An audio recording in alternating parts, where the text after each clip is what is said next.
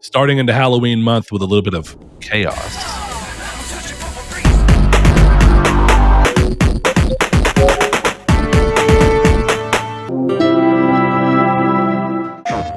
Hello and welcome to Triangle Squared, a PlayStation podcast. I'm your host, Brett Beck, and alongside me, as always, is apparently a theme song that just won't quit. Okay, I was like, what the hell did you do?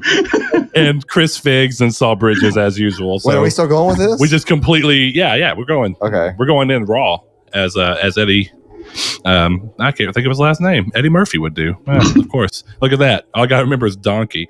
So anyway, welcome, guys, to apparently another crap show of an episode.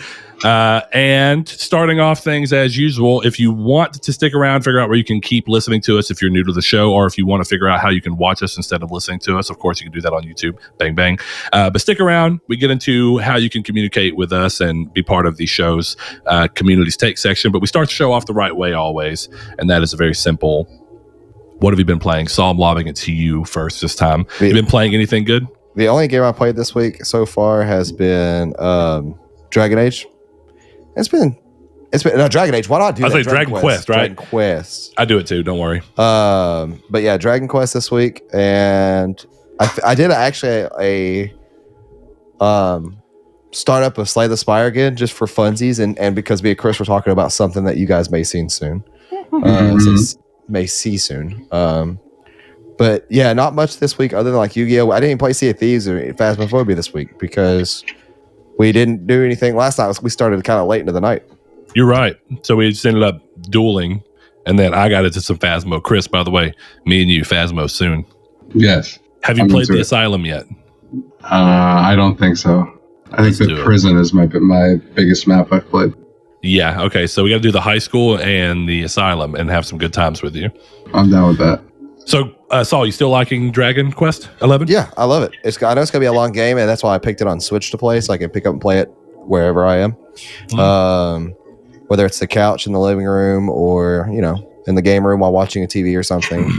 Yeah, I didn't include it in the news because it's kind of odd. It seems like it's going to be Japanese only. But interestingly enough, during the Tokyo Game Show stuff, they announced, or actually I think it was separate, but either way, they announced, you know how Dragon Quest X was an online game in Japan only? Yeah. They're announcing a version of it called Dragon Quest X offline. Really? But it's still currently only announced for Japan, and it's going to be a version of the game completely disconnected from online, but you can still play the story and stuff out. Interesting choice. It'd almost be like if Phantasy Star was like, we're just going to release Phantasy Star 2 offline. Phantasy Star offline 2. But yeah, interesting to see. Chris, I know you're hopping into some stuff that you never really got into with the initial release. So I'll go ahead and spoil that. You're playing Death Stranding's Director's Cut. How you like it? I am. Dude, it's so good.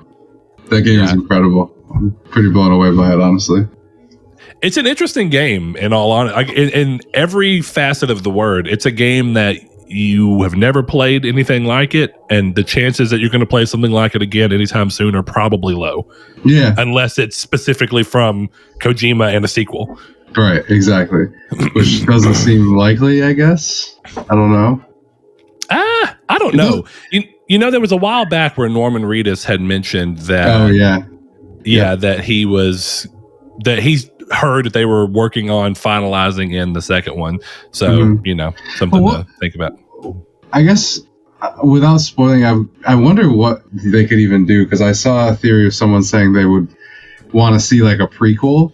And I'm sitting there like, if I haven't finished it, but from what I've played, I'm like, that sequel or prequel just seems like Metal Gear Solid. Yeah, I mean, I don't know. There's all sorts of weird things I guess you could go into, but it's actually a conversation Saul and I had at work in regards to that, and that I'm not really sure that this game, it kind of makes you think of like the end of The Last of Us, where a lot of people were like, you don't need to continue these characters. There's a very easy way to continue to explore this world and the consequences of what's happened without having to continue to push a story of a character arc that feels like it's complete. And while that's of course up for grabs, I was on that side for a long time, and I still think that there is an argument to be made that the first Last of Us game very easily could have been a one and done fantastic story. But I think the same is true of Death Stranding, right? You have I don't see any reason to revisit the world specifically through Sam and really through any of the characters that we've already seen. I mean, I love a lot of them. Like Die Hardman's really cool. Heartman, or whatever his name is, the one who dies and wakes up, every 3 minutes or whatever it is. You may not have met him yet, but I mean, he's already in the game. Depending on where you are, you see him very early on, but you don't do much with him. The last character I met was Higgs. Okay. So I just had the whole Higgs thing. And even like Higgs, it's like, I don't know that all of those characters need to be further explored personally. Right. And I think, Saul, were you saying that there might be an interesting way to pull Higgs back in? Like if you wanted to focus on one character, or am I misremembering? I know we were talking about Higgs because you couldn't remember his name. No, I was talking about how I liked Higgs as a villain. Yeah, sure. But I mean, I think that there's a fair argument for, in general, looking at it and saying, this story is done, let's let it go. But I know that Saul's immediate response was like, I hope that they don't pull a Last of Us 2 and have it where in the next game you're playing as like BB grown up. Yep. Nope. Yeah. Nope. Please no. Please no. Please no. Please no. Would be interesting. No, but I'm saying it'd be interesting to see them announce it that way. I think that's such an odd stance. They totally could. I mean, if you think about most of Metal Gear Solid storylines. Well, my pet peeve lately has been like, oh, we're going to make a sequel. Okay, it has to be 20 years in the future, and it has to be this side character all grown up now. Why does games and movies keep doing this? Like, just, dude, it could literally be a sequel. Something could happen 2 minutes after the credits rolled on Death Stranding. Yeah. And it could take place immediately afterwards. That's my kink. Give me sequels that happen right as they end. The original ends, of course. Yeah. I mean, there are definitely games that do that. Actually, one of the coolest things, and it's been a while, but that one strongly comes to mind, because even they were talking about like the new God of War, right? Ragnarok is going to take place some years later, which they're kind of bound because they're dealing with a kid for Atreus who's growing and he can't sound or look the exact same that he did. So you kind of are forced to move the story forward in that sense. But like there is something cool about God of War 2 on PS2 ending with you on the Titan's back climbing Mount Olympus, and then you start 3 and you're on Gaia's back climbing Olympus. That's cool. It's like, oh, I remember this. I'm picking right up where I left off, baby. That's a cool feeling, So it is cool. Excuse me, when games can pull that off. So anyway, you been playing anything else, Chris? No, it's been mostly Death Stranding. I was on vacation, so I didn't play a ton. Where were you on vacation at? Was that Vermont? Yeah, I was in Vermont. It's really nice there. Yeah, sounds like it. Yeah, I was with my mom at she was at some conference, so in the afternoons I played games, and then we just hung around in Vermont. So it was good. But yeah, it was really all Death Stranding, and Death Stranding was really all I wanted to play. I tried to play Apex, and I was like, this is boring. I just went and played back to Death Stranding, so. Yeah, like Chris's internal monologue that he was, or not even internal, I guess Discord internal monologue he was having yesterday was, I want to go see Venom, but I could also stay home and play Death Stranding. I see that you decided to go see Venom. I did go see Venom, yes. Yeah. So, I mean, I'm glad because Venom's pretty good. It's really good, yeah. It's really good. So, what's your stance on the first movie, the first Venom? Dumb, but really good. Okay. It's actually kind of, so I watched it for the first time yesterday, and that's kind of like what I stood on. It was like, they could have did a lot better with this, but it's good for what it is.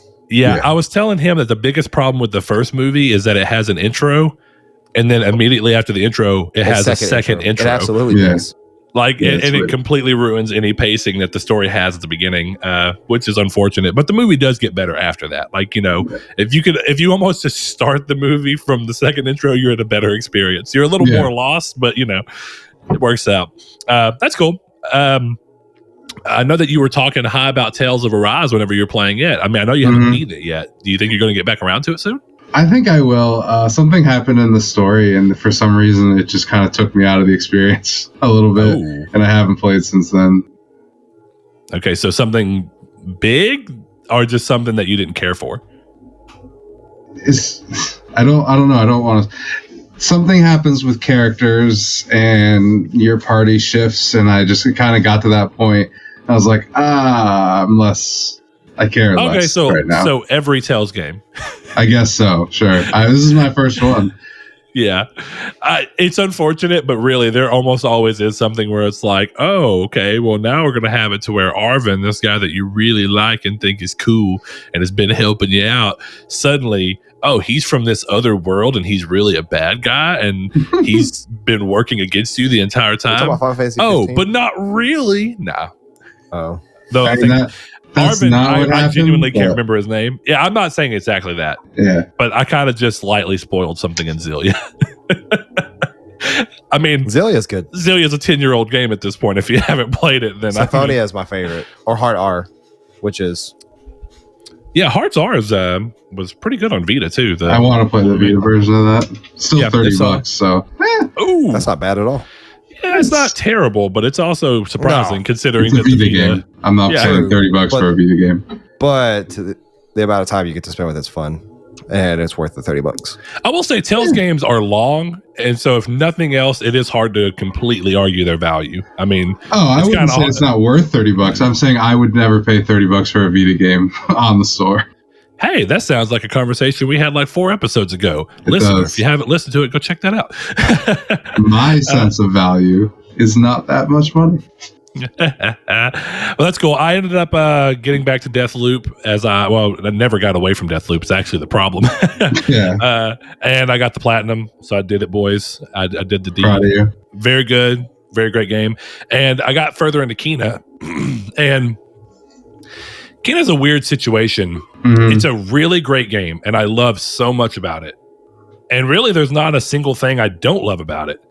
I just think that the game does have a little bit of an issue of fraudulent identity on how they marketed it completely. Okay. And it's entirely based around the fact that the marketing and even the first few hours of gameplay give you this like very laid back, not very hard feeling.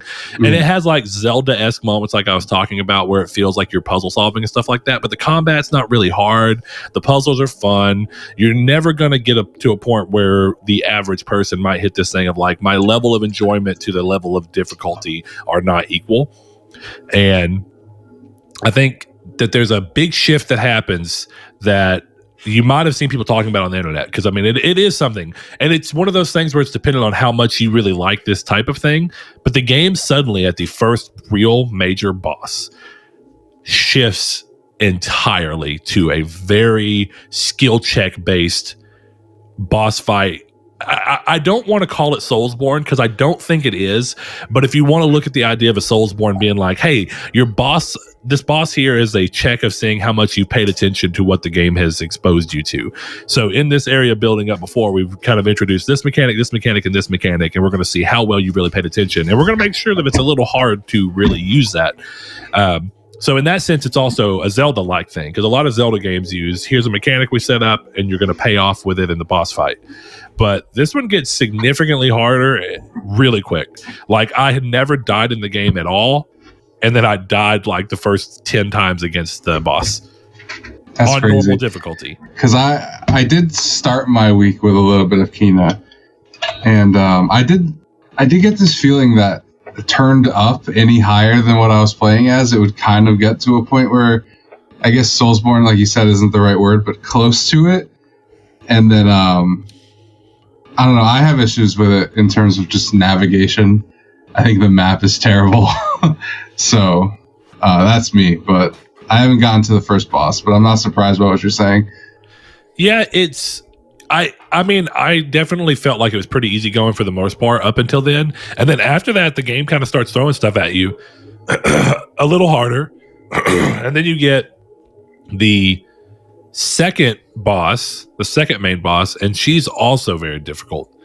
And then the game kind of pushes you towards what you think is like maybe going to be your final boss, which is interesting. But then it goes even harder to where it's like, again, it's all skill checks. Have you been paying attention, and are you putting experimentation of the things that you've learned into play? Like right now, I'm stuck on a boss. I tried 3 times yesterday, died late night, so I was like, I'm just going to let it go. And a lot of the times there's things like there's enemies that whenever I was playing yesterday a little bit, we got back from going Yu-Gi-Oh card hunting, and I was showing Big Seth, one of our friends, Kina, and there was an enemy that was see-through. And I thought, okay, I just genuinely right now have not thought of it, because the night before I had turned it off as soon as I got a new skill. Wasn't thinking too much about it. And then after literally not knowing what to do with them and finally getting to a point where I couldn't avoid them because I had to go forward, I realized that the skill I just learned lets me work. And that's a great sense of reward. You know, yesterday you and Blake were talking in the Discord about the sense of reward that comes from those kind of games. And it was cool when you think about the mechanics and you figure it out, and the game doesn't have to be like, hey, use dash to make this enemy appear, use this to do that. It's nice when a game doesn't feed it to you, but makes you kind of be like, you know, the mechanics, experiment with the mechanics. I just don't think that the game does a good enough job of telling players early on that that's the type of game it is, and then it suddenly is. I mean, that's why I'm bad at Sekiro. That's why I can't play it, because I'm not good at that combat. So I like to over level. And then that game, it was like, hey, remember everything, by the way. You know, and I just couldn't do it. I was like, nah, I'm not good enough at this. Yeah, and Sekiro is the perfect example of that game immediately tells you, oh, this is all about paying attention and making sure you remember every little thing. Yeah. Kina does not give you that sense until like 4 to 6 hours in, depending on how good you are, like how quickly you get to that first boss. And it's weird because like you'll have these mini bosses and they're a little challenging, but nothing crazy. So you're like, well, maybe that's just how bosses are. And then you get to the real boss and you're like, oh God. But the other thing, and it's actually funny you brought up Sekiro, because I know that Saul and I were talking about this too. The ogre boss in Sekiro had this thing where people were talking about it felt unfair because there was like a magnetism to his arms. And it's funny because it's a very similar move. The ogre would go to grab you and he'd like lunge at you to grab you. And then even though you're off to the side, it would pull you into his hands. It was wacky hit registration. That exact same issue to the T, the move and everything happens in the first boss fight. You have hitbox problems where I dodge out of the way, and then I almost wish I would have saved the footage, because you see Kenna suddenly just like into his arms, and I'm like, this is bull. and then there's this other mechanic that goes on where you've got to aim at something specific and shoot it, and I hit it multiple times and it wouldn't pop the way it was supposed to. And so it's like either the game is literally telling you that suddenly 6 hours in, you have to have pinpoint accuracy with a bow, even though it's never said that before, or the game has really bad hitboxes. Like either it was purposeful design or it was sloppy design. And I still love it, and I'm having such a great time with it. I just think that you need to temper expectations, because if you go into this game, like I ended up, my best friend Blaze, I was messaging him because his wife, whenever she first saw Kina's thing, was like, that looks awesome. And so I know she's been wanting to play it, and I have tons of reward points in Sony rewards right now. So she's getting surgery, and I know she's going to be down for a little bit. So I sent him $40 worth of PSN stuff and told him to buy it for her. Made sure he didn't yet. And I said, hey, but make sure when she plays it that she plays on easy. Like she's not going to get past this first boss, because at that point I had already gotten to the first boss, and I was like, I think she'll love this, but you got to put it on easy. Because I watched somebody play it on easy out of curiosity. It's, you know, for a game to be on normal difficulty, dropping to easy, it feels like normal is like one of the hard levels. Like, you know how games will be like easy, normal, difficult, master? Yep. This feels like this is at least difficult once you get to this point. And easy, it's like normal doesn't really exist. It's like it's either easy or it's difficult. And that's unfortunate. But I guess, you know, Sony's kind of been wrangling in that if you suck at the game but still want to experience it, we're going to give you a way to play it. So, yeah. Even though this isn't necessarily Sony, but story modes or whatever they are. Yeah, but it's unfortunate, but I still think the game's great. And as long as you aren't opposed to the challenge, I do think you should pick it up. Or if you are opposed to the challenge, pick it up, play it on easy. It's still a really fun time, and the puzzles aren't suddenly made easier because of it, from what I can tell either. So if you still want to have a good time, it's there. Anyway, going to move on into the news. First thing coming up on the news. Excuse me. If you keep hearing me clear my throat and stuff today, I'm kind of over a sinus infection, or not over. I'm getting over it. Anyway, next thing, first thing up on the list, rather. Square Enix showed a new trailer for the Team Ninja developed Stranger of Paradise Final Fantasy Origin, showing more gameplay, new characters, even more chaos before confirming a March 18th, 2022 release date for this title. Much like the first trailer brought a demo for people to try out and give feedback to, this new trailer comes alongside a second trial demo for the title that seems to include the multiplayer component, so you can try that out if you want. This is an interesting case for me because I find that the way that they first showed the game kind of got a lot of flack, and I still think that there's some elements of that DNA in the second trailer, but the second trailer has far more Final Fantasy whimsical to it. And I almost think they should have used this as the first trailer instead of what they actually used. And that's kind of where I'm at on it right now. This had more Final Fantasy vibes, and I think it could have used that. I am glad that they're continuing to do their thing of put demos out and then learn from the feedback and then adjust. So maybe this is going to be a better demo. But that is what it is. I'm not excited one way or the other for it. I'm undecided on whether I'm even going to buy it. Chris will probably buy it because Chris buys games and then never plays it. Nope, no chance. No chance from the man who bought Sekiro, even though he's never. No, I'm sorry, you beat Dark Souls 3 by that point. And Bloodborne. Yeah, let me not talk bad on you. I've beaten multiple of these games. I just bet. And then you've bought multiple, played for 3 minutes, and then quit. Yeah. Yep. So I appreciate the honesty, though. Yeah, I have more. This sounds weird, but I have more money than I have patience. That's what it is. I mean, it's good that you're at least aware of it. Yeah, I have enough money to be like, I don't like this. I'm not playing it anymore, and I don't feel bad about spending it.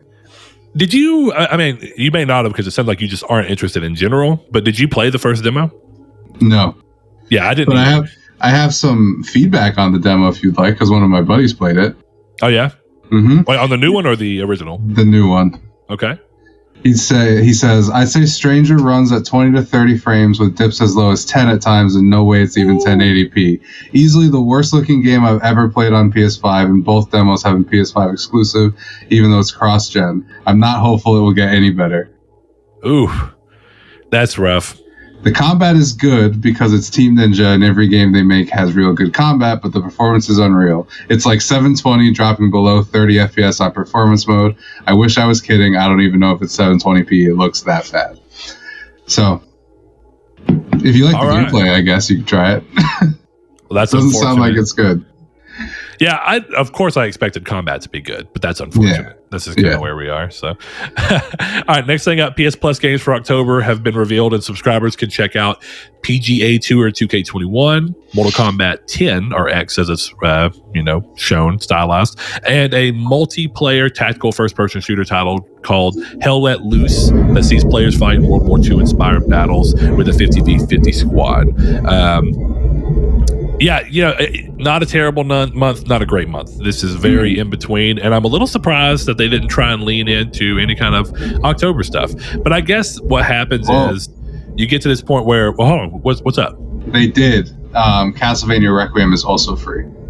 Well, is that everywhere? Because I saw for certain Asian territories it was, but I didn't see it here.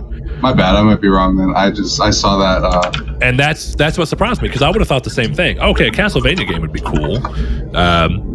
But we're still in this thing where, like, are these terrible games? It's a little surprising it's Mortal Kombat 10 when they're announcing right now end of support for Mortal Kombat 11. Like, but I mean, it's not terrible.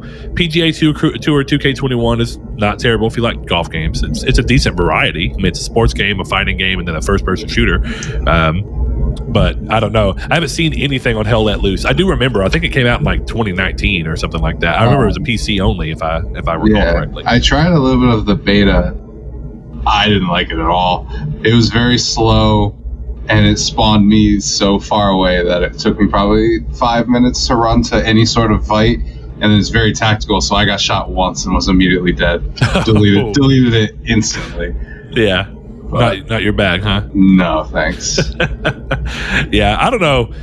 PS Plus is in a weird situation right now, but what I was going to say is I think that there's potential that for areas that aren't, like, I don't know where all Halloween is celebrated, at what points in time it's celebrated. Is it October for roughly everyone? I genuinely don't know enough about the holiday. But if not, then maybe it's that because they've been trying their best to try and get PS Plus to be like ubiquitous across everywhere, which of course they're messing up here because you have Castlevania only available in certain territory. But they try and get as many of their games together as they can. And I wonder if that's kind of getting them at a point where they can't be as seasonally fitting as they otherwise used to be. Because I feel like used to, they'd always try and be like, let's do like a survival horror game or some kind of like Killing Floor 2 or something that feels thematically appropriate for Halloween, right? Until Dawn. Yeah, Until Dawn. Like and actually, has Until Dawn ever been free? Not that I remember. That is not to say though that it has not. Until Dawn would actually be an excellent PS Plus game, and at this point, they could almost be like Until Dawn and Until Dawn VR, whatever that Rush roller of coaster Blood. ride game is. Yeah. So, which wasn't bad. I mean, I never played it. yeah. I mean, it's a roller coaster ride. I genuinely, there's stuff going on, but it's like the tension's gone because you're like, this is a theme park ride. Right. Like, I'm not that scared in a real theme park. Why would I be scared in VR just because it's there? You know, it doesn't really change much. So, Is go ahead. Is it not in the PS Plus collection Until Dawn? Until Dawn? No, I don't think so. Which also checking. weird. Detroit. That would have been excellent. That would have been an excellent addition. Yeah. It would have been. Yeah, no, it is. It is. It is good. Yeah. Good. Because that's a good game. It is. Like a genuinely good game. It's Yeah, surprising. I mean, the last platinum I got was Until Dawn. Oh, that's right. That's Mhm. right. I forgot about that. Just played I've recently. debated so many times going back and going for it because it's been It's so not long that since I've played it now. It's not that hard. No. I almost got the one trophy, but I had one person die on me. Oh, That's you kind of goofed. what got me. I goofed. Was it goofed and Emily? messed up. The worst character in the game. She is. I actually think it was. She dies on an elevator Matt, shaft get or my something. bag. I think her head got chopped off. I don't or think bit that's off Emily. or whatever. Oh, No, she that's dies on an Ashley. elevator shaft, doesn't she? You're right. That is Ashley. She can Ashley's die. fine, too. She can die a bunch of ways, not just the Yeah. elevator shaft. Yeah, you're right. Yeah, but that's the only death I had, and it was because I was like, I'm going to go investigate this. I'm gonna send I it to know exactly investigate. what you're talking about. You went to investigate the trap door, Yep. and it she got me. just. Oh yeah, I Yep. love that I was scene. like, Actually, it's a I great was like, scene. crap. It got me. And I was sick inside. I didn't even, Yeah. I turned the game off for the day because I was mad. I was like, I'm done. I'm done here. This is bull. Because I know the whole point of that game is to actually go back and see the other things. So it's like to Yeah. witness the effect of like the butterfly effect thing. But I don't know, man. It's kind of like I talked about with Detroit, which I ended up going for the platinum on, but it's so hard to detach yourself from that first playthrough because it's like Mhm. that's what you feel like is the story that you Yeah, experience. that's why I'll never watch Breaking Bad again. I mean, yeah, we've talked about it. Yeah. Yeah. So anyway, kind of talking about PS Plus, the next thing up is actually PS Now. So rumors are circling around October's PS Now editions with a screenshot making the round showing The Last of Us Part 2, which is definitely a very high profile and interesting edition, if so. Fallout 76, Desperados 3, Final Fantasy 8 Remastered, and yet another Zombie Defense HD. Now, that's all that's visible in the screenshot. So there could be other parts of this that, if the rumor is true, hard to say. But for now, take it all with a grain of salt. It is a rumor, and if any of this is true, we should get confirmations within the next week or so, typically following their kind of roll through. I think that The Last of Us 2 being added, we're a year out. It's not, at this point, this isn't huge, but it is big. I don't want to act like The Last of Us 2 joining PS Now wouldn't be a big thing, but I feel like this would be like when they first announced God of War, where it's just going to be on the service for like a month or 3 months and then leave before another year or two goes by and being added back permanently. But this, Saul, you were talking about how sometimes leaks have this thing where they put just enough oddball stuff in The Last there. of Us 2 is the oddball thing in there. I don't know what's the oddball thing in here because they all feel so disparate that, like, okay, and if they're smart, which I'm assuming whoever did this, if it is fake, is Final Fantasy VIII Remastered has already been confirmed that it's going to be coming this month because every month they're adding Final Fantasy titles in sequential order. Also, Games Pass and PS Now does this weird thing where they like interchange titles, and Final Fantasy VIII's been on Games Pass for a while. So if it went to PS Now, you wouldn't be surprised.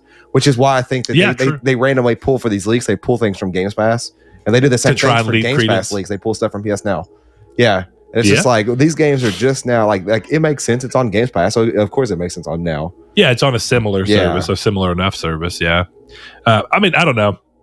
We'll definitely see. I mean, PS Now has been getting consistently great additions. Mm-hmm.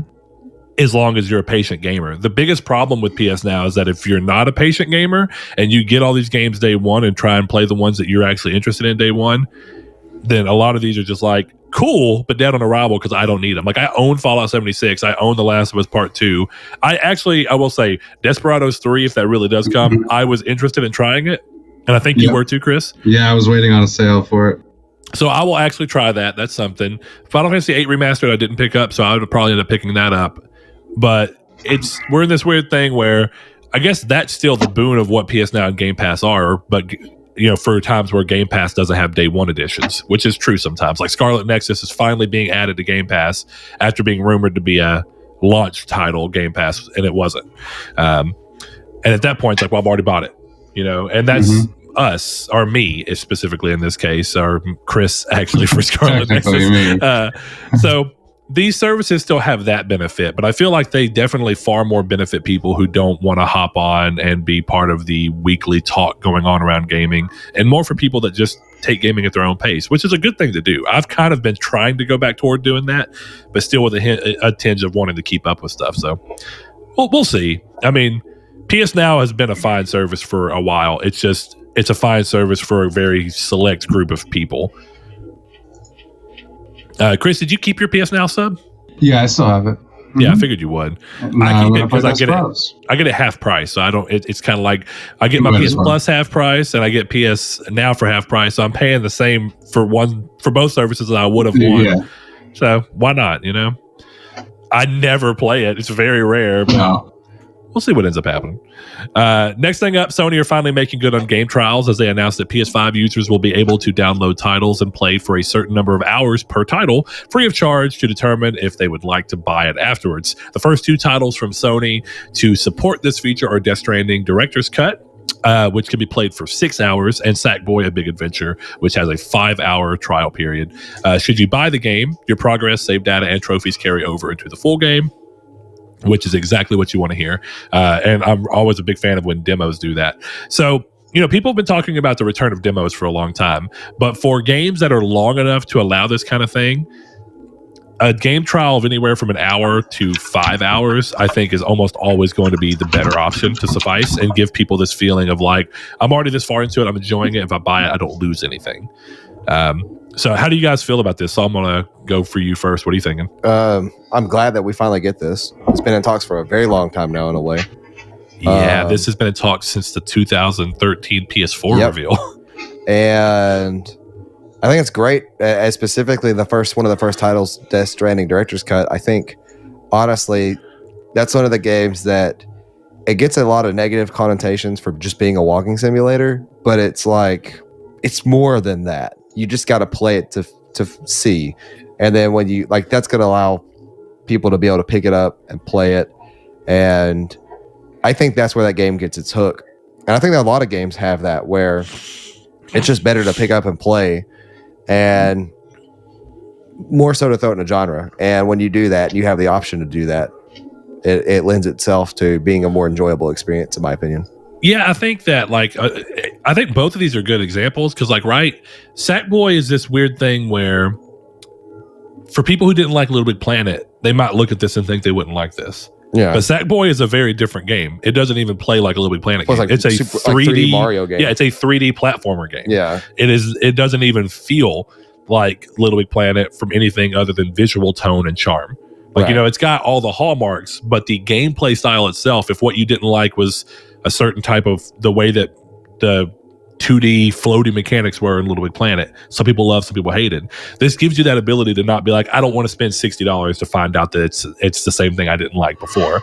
And like you said, Death Stranding is a perfect example of Chris even bought the game and still didn't get far in it, and the game does have hooks that have to get into you, and it doesn't mean it's for everyone. But if you can get that barrier of entry down low, then you're good. I think the biggest thing that I'm I don't want to say worried about, but is this going to be supported from people outside of Sony? And if so, to what extent? And do you have the same problem that people worry about with Steam reviews, where certain games are short enough that they either can't use the feature, or if they use the feature, it's almost pointless because it's like, well, you get 30 minutes to play the game because it's only a 2.5 hour game. So Chris, what are your thoughts? I like full game trials. It seems like an interesting way to get people in the door. I personally never used them, so for me, it's not really a factor. But I think it's a good thing to just get people in the door. I don't know. I personally don't know if 5 hours is enough time for Death Stranding either, though. That's the thing. Really? Yeah. Or 6 hours, but still.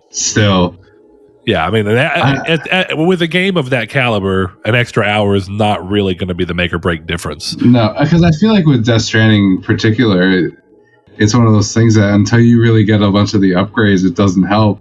And you could go 5 hours just trying to figure out how to walk from the beginning to the next station, you know? I mean, you could. I mean, you're not, which I guess at that point, isn't it on the game, which I think the game does a fairly good job of does do a good shepherding job. you. If you take 5 hours to do the first one, you are, there's something wrong. Well, I more just mean like you could go and just be like, I want to walk and see what the walking is, and then you wouldn't get a feel for what the actual game is, which I think is the story and the way it connects to everything. I think, though, inherently by doing that, you're spending 5 hours on that. That means you enjoy it. Or you wouldn't be doing it for 5 hours because it's optional at that point. Yeah, you're right. Which I get, Chris. I get your point, right? Is that in this sense where it's a timed period instead of like a progress bar? Because like I guess you could argue that there are titles where it's like it's still the full game, but we just put a digital stop at this point. Like you can play this game up until you meet Higgs, which actually might be a good, interesting thing, right? Play the game until you meet Higgs, and then suddenly the game stops, and you're like, I want to learn more. I guess I gotta have to buy the game because I'm into it. I think that's how that game works. This like 2 hours in, 3 hours in. Oh, I agree, but I just think that Chris's long form argument is that from title to title, including a game like Death Stranding, definitely ones that have more open design to where you could do anything you wanted within that period. Technically, but I think that's more on the user at this point. That's my opinion. You could waste that 5 hours and not actually get into what makes the game good. Yeah. But I mean, at the same time, does that really mean that? I think the problem with that is that there are certain games that if you just let people play it up until a certain progress bar, they could basically play the game free forever. Because like, how do you put a progress bar on Grand Theft Auto? Is it one or the other then? Is it you can play this game for 10 hours or you can play it up until this mission, whichever one comes first? I think it's for me, especially like in terms of the example you brought up, which is Grand Theft Auto, I would just be like, you can, if you want to run around with a pistol and steal cars for the rest of your life, you can do it forever. You can do it forever because at a certain point, like, okay, you get to play as, I think you start that game as Franklin. So you don't even get to like really do anything if you're not progressing the game. You know, you finish that mission with Lamar and then you can go run people over, but you don't have money. You can't go buy guns, you know.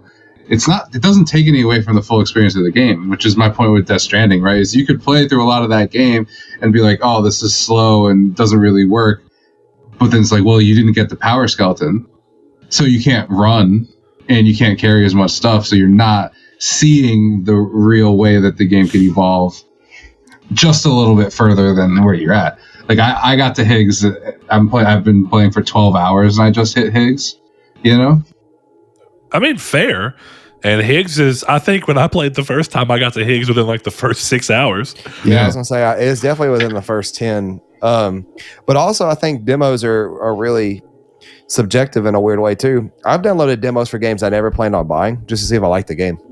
Mm-hmm. And see if the demo could coerce me into changing my mind. Yeah, I agree with that. Which I don't do it as often anymore because I just don't have the time and there's so many games I'm already interested in. But yeah, there was a point in time where I loved that. It was like, hey, I don't even really care about this, but I'm going to try it because I can. Or like back in the PS2 days where they had demo discs for buying PlayStation Magazine. And you get 6 games on a demo disc. I'm going to spend the day going through all of them. I found one on there. It was like Backyard Kids or something. Baseball? Backyard? No, maybe. I don't know. It's like it took place in like a backyard, and like you were like a little kid, and like I don't remember what you did. It might have been Backyard Baseball, but I say Backyard Baseball sounds familiar. But you know, Chris, it's interesting though because I think there are actually games where to be fair, the demo and in this case, I guess trial, which are interchangeable in a sense, but I played for probably to like your Grand Theft Auto point. I played the Skate demo on 360 for probably 100 hours before that game came out because I did too. Actually, that demo was just soft locked at 30 minutes. Yep. but you can Yeah. play that same 30 minutes over and over. indefinitely. And it was, So yeah, I it would was just free play, form. it would run out of time, I would exit the game and then load it back up and play. I think you had to install it and reinstall, didn't you? No. You didn't? Okay. No, all you had to do was close. It was just 30 minutes from the time you opened you loaded into one skate demo was like that. It's unfortunate. Where, I think it was Skate 2 because it had the level where it's like, was it Skate 2 that had like the little dam area? Had a real big old hill. Well, Skate 1 had one too, but Skate 2 does have that. Well, yes. and I think it was Skate 2 specifically because that's where the demo was. It wasn't in a park like 1 was. Yeah. And that was the one that like, it was like, buy the game, you're out of time. And then it's like, cool. And you thought you could just go right back into it, but it just take you back to that screen. It probably so put you like download it and reinstall. Software soft lock on it until you reset that by changing. What probably happened is that they saw that they probably had some kind of data that was like, bro, people just played the Skate demo for hundreds of hours, and that might have stopped them from wanting to buy the game because they could just do all the fun stuff in this small area. Skate 1's better than Skate 2. Skate 1 is better than Skate 2. That's not even a controversial opinion.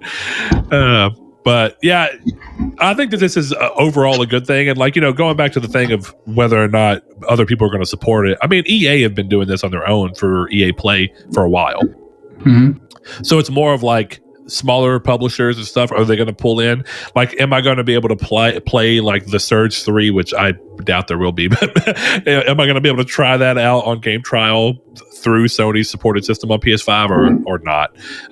It's also interesting to see that while this is finally coming around, it's not coming around as part of PS Now, which is what it was originally sold as way back when.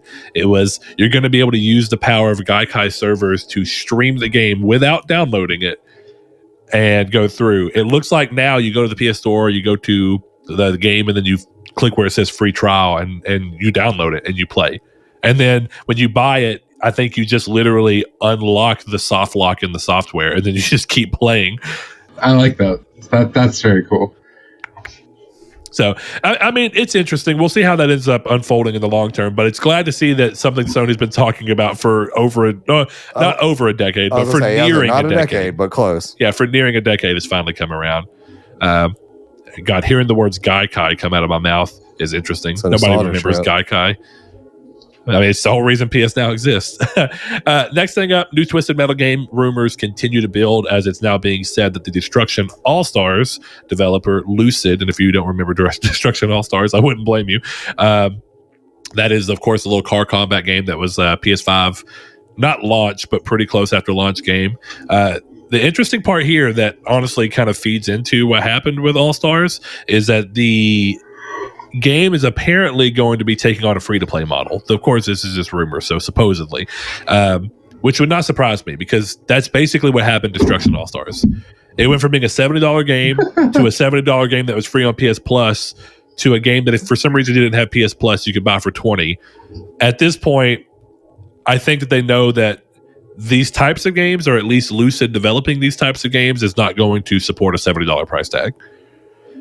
The bigger question here is, can Lucid actually do this? So, Chris, do you have any thoughts on that? I don't know. I think this is a shocking choice to develop your beloved game here. Your oldest IP ever. Yeah. Twisted Metal from Lucid. I don't know. I don't really get why you would do that, but I hope it's good. I mean, we talked about how they're wanting to do a game as part of the show, right? That was the initial rumor, is that they want to do a game because of the show. The main menu screen is going to be Sweet Tooth doing the Fortnite dance. Oh God. My actual thought process here, if this is true, and I guess I'm playing through like how I see it, I could see it being true, is that while Destruction All-Stars didn't necessarily hit well, they have a relationship with this developer who made a game that was technically pretty sound, but gave it a new IP that just didn't have any sticking power. Twisted Metal is a long-running IP that already has an attached name and that will draw people in. So the chance of day one success is a lot higher in many ways than what the chance for day one success for All-Stars was ever going to really be. And that's maybe not right because you have the benefit of All-Stars being a PS5 launch game, so there's a lot of attention on it. But regardless, following through, my thought process is that since the show is going to be by nature focused on characters, because it's what the show would be about, that they're going to use this as an opportunity to look at All-Star's ability to get out of your vehicle and tie that into Twisted Metal somehow. So where you'll be able to jump out of the vehicles as these players run around the stages and stuff, and then go back in. No. I don't think that's the right call. No. But I feel like that's probably something that's going on here. Please no. They might not, though. But I think otherwise, why would you be looking specifically at Lucid, right? Well, because Cytonics or whatever it's called, it is for Rocket League's too busy. So, yeah. Well, okay, there's an extra layer of weirdness here that was actually pointed out by David Jaffe, which is fair. I don't know. I'm not going to say it's impossible by any means, but Twisted Metal was never big in the UK, and Lucid is a UK developer. Yeah. And at that point, it would feel like the game has a very American edge to it. And like these are very close to Jaffe's words, but they're true. The game has a very Americanized edge to it, and that's why it always did really well in America, Australia, and Canada to a degree. But definitely the US was its biggest thing. I don't know that getting a UK developer to do it is going to necessarily fill the audience that actually gave you any kind of income from that. Again, unless the goal here is to use Lucid and their UK-based sensibilities to change Twisted Metal in a way that makes it more popular outside of the US.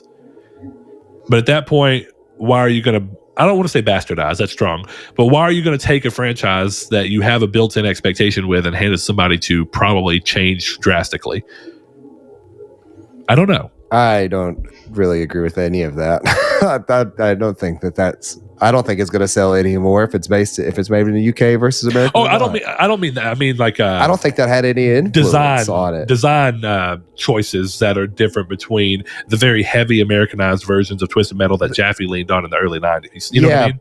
But versus what it depends on how they change, because if they change it, at that point, it's going to lose sales more so because it's losing what is Twisted Metal. Well, that's kind of what I meant, is that you're going to lose the built-in market that you would ostensibly have for Twisted Metal, potentially at least, a very strong chance, while trying to gain new market share somewhere else. If the actual goal, and that's a big if the goal is to change the DNA of the game to a degree that non-US territories find a bigger draw to it. I don't think that's why they're going to change the game. I think they're going to change the game for younger audiences.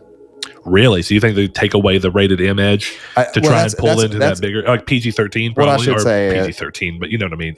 T. What I should say is that if they're going to change the game, that's what they would do. They would absolutely market it in a more cartoony, jokey way that would be more heavily on kids. Because at that point, especially a game like this that would be very similar to something of the likes of Rocket League or Destruction All-Stars, is that it's going to have microtransactions in it. Sure. It's going to be online. It's going to be an online game, and the one that is what it crossed my mind. Oh, it is T. No, only this one. I don't know what that one is. I've never seen that cover art. It's RC Cars. It was actually made by Incog. Same well, it's just crazy too. Black. Think about it this way: back then, RC cars were a kid thing. Yeah. They're not now at all. That kids these days probably don't even. I'm gonna sound like a boomer. Yeah. Kids these days probably don't even know what RC cars are in the same regard we did. That was like the way we grew up, was like little Hot Wheels tracks and stuff like that. And I'm not saying kids don't grow up with that nowadays, but I'm saying that was the way to kidify something back then. That is not the way to kidify something now. So there is at least a history of Twisted Metal literally scaling back in a sense to be able to hit a larger age group. Minion's gonna dab, and Sweet Tooth is gonna Fortnite dance, and it's gonna be yeet. Well, I will say that's my biggest concern, right? Is I didn't even have huge problems with the way that Destruction All-Stars like style was, but it was very Fortnite-esque, and that's fine. I just don't think that that's a right move for Twisted Metal.